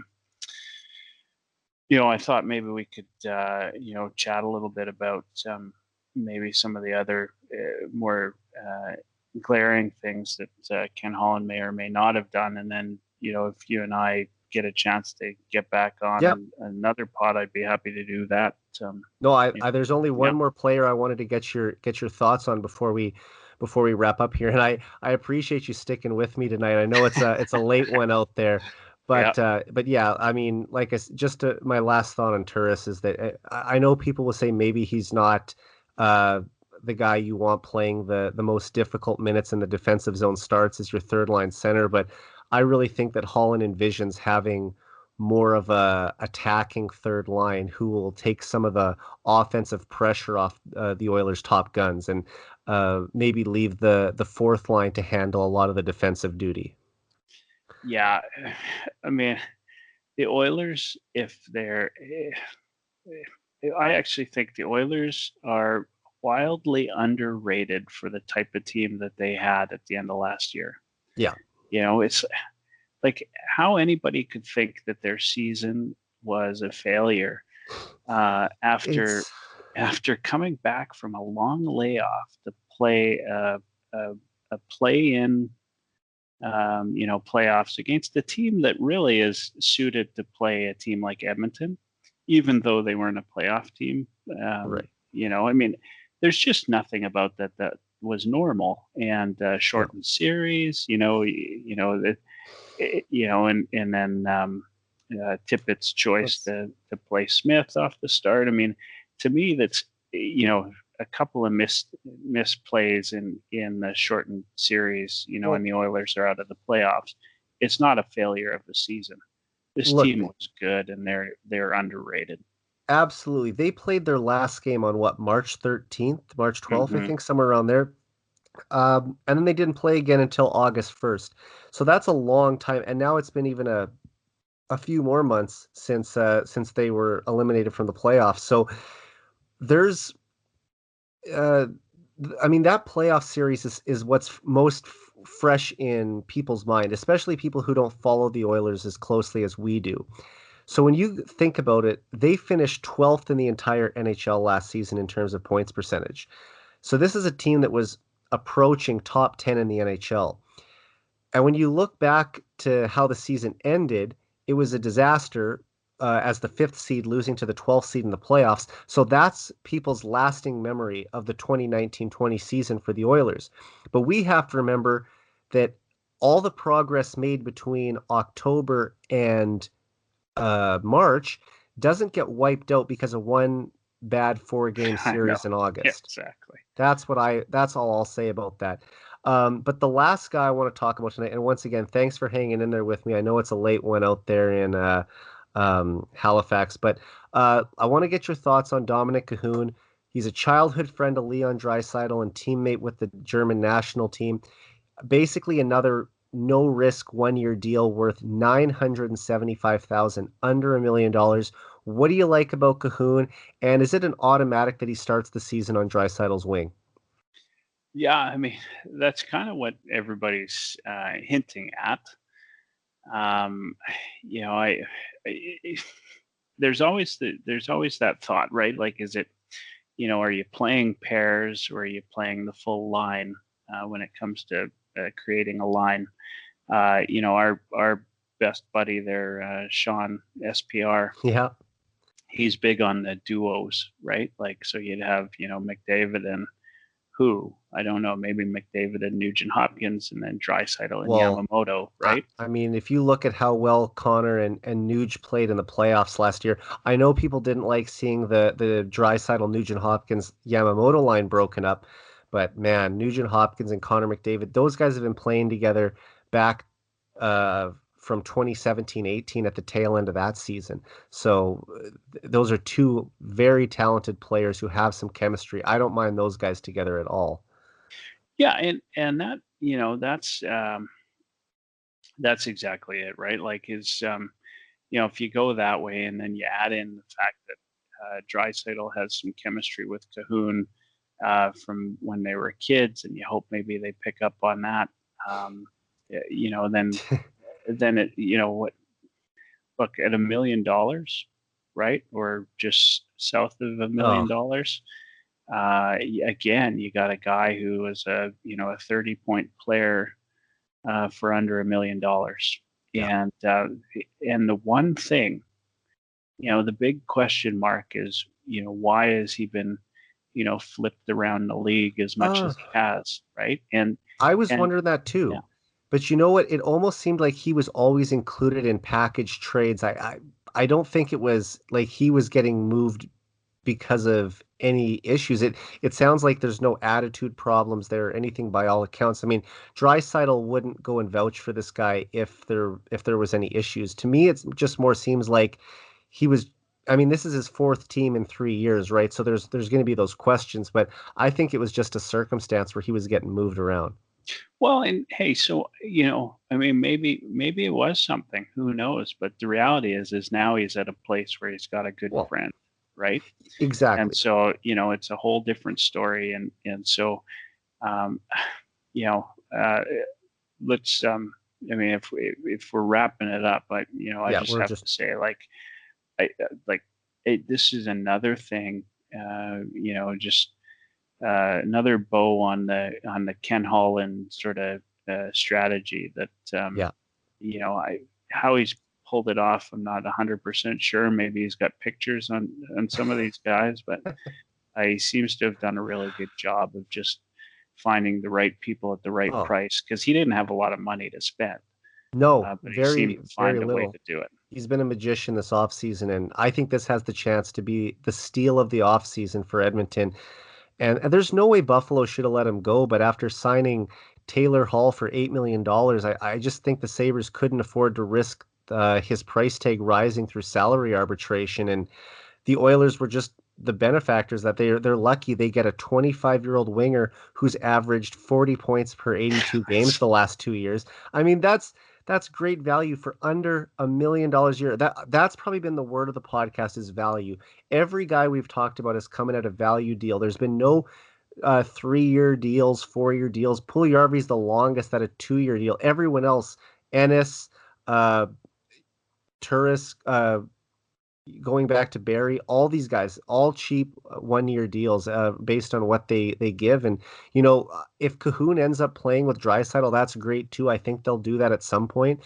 But also, he has the skill and the hockey sense to play with a superstar like McDavid. I mean, playing with Evgeny Malkin in Pittsburgh probably prepared him for that. And it would also allow the Draisaitl, Nugent Hopkins, and Yamamoto line to stay together. So, anyway, do you have any final thoughts, or we'll call it a night here, Michael?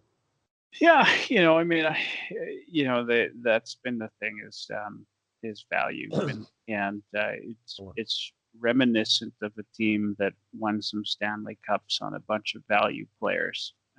That was had a good GM then, and that's the Detroit Red Wings. And so Ken Holland's kind of carried over, what he's been able to do sort of his whole career in this role.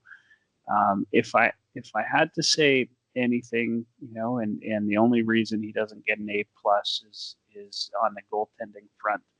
And Yeah, for me, that's just a remains to be seen sort of scenario. I mean, Koskinen, I like not 100%, but I think his numbers were better than Markstrom's last year. Yeah, they were Yeah, right close. The other thing is Mike Smith did really turn it on in the second half of the season, and we have to just hope that he's going to be somewhere close to that again. Maybe it's not likely that a 39-year-old goalie is able to recapture that magic again, as I think he went like 12, 3, and 4 over a stretch in January and February. So he took back the starter's job for a minute, and I mean, we'll see what he does this season. But once they put Clefbaum on LTIR, they're going to have that 4.1 million in cap relief that should allow them the flexibility to make a trade later in the season if they want to bring in another goaltender. yeah, and that's that'll be a big part, and I think that's the thing that people forget is there's always those mid-season trades that can happen, and when you get a little bit more insight into whether or not Clefbaum's coming back or not coming back, I mean, it's quite possible Clefbaum's career is over, right? By some people are I really talking that hope he not, may. but Some people you are know, saying he may never play again, and I don't know if that's true or not, but look, he's certainly injury prone. man, I want him back on the Oilers, but look, he's 27 years old and he's got his whole life ahead of him. I just don't want the guy to have chronic pain for the next 50, 60 years of his life. So I just hope that whatever he does, it's best for him. But he'll be sorely missed in oil country this season. Yeah, I mean, there's you can't say much bad about him. He's a hell of a player, and hopefully he comes back and plays. If he doesn't, I think that the team's set up well.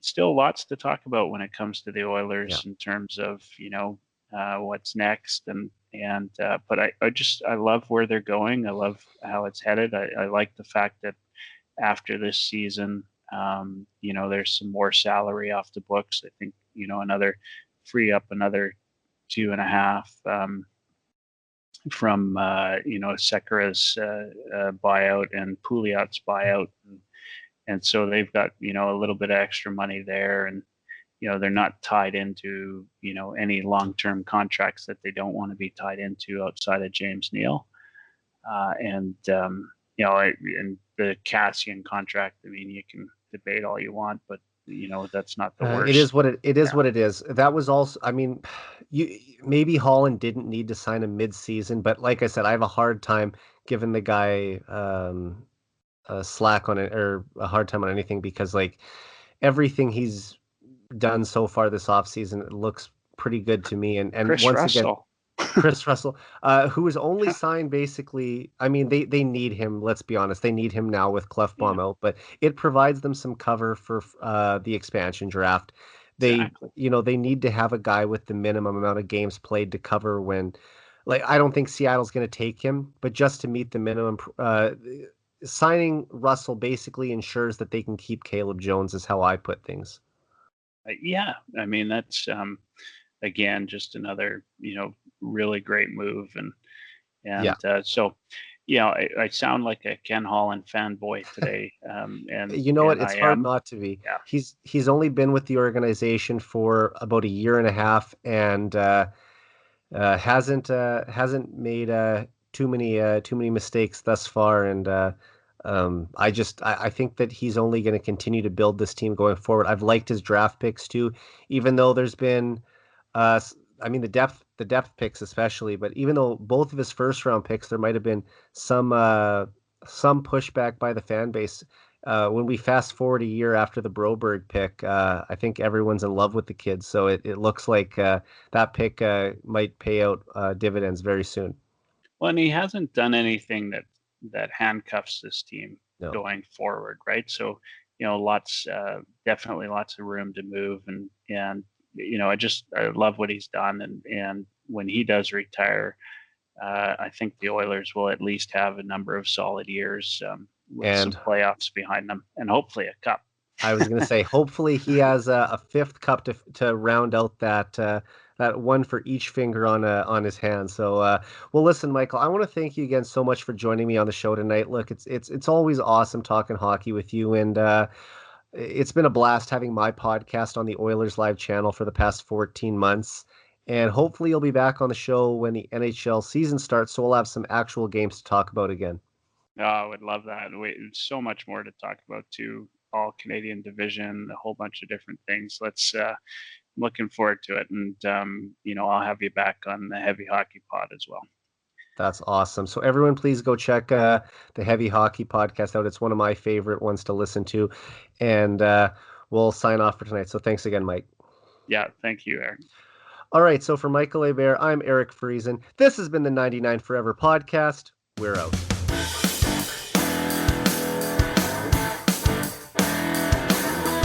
Oilerslive.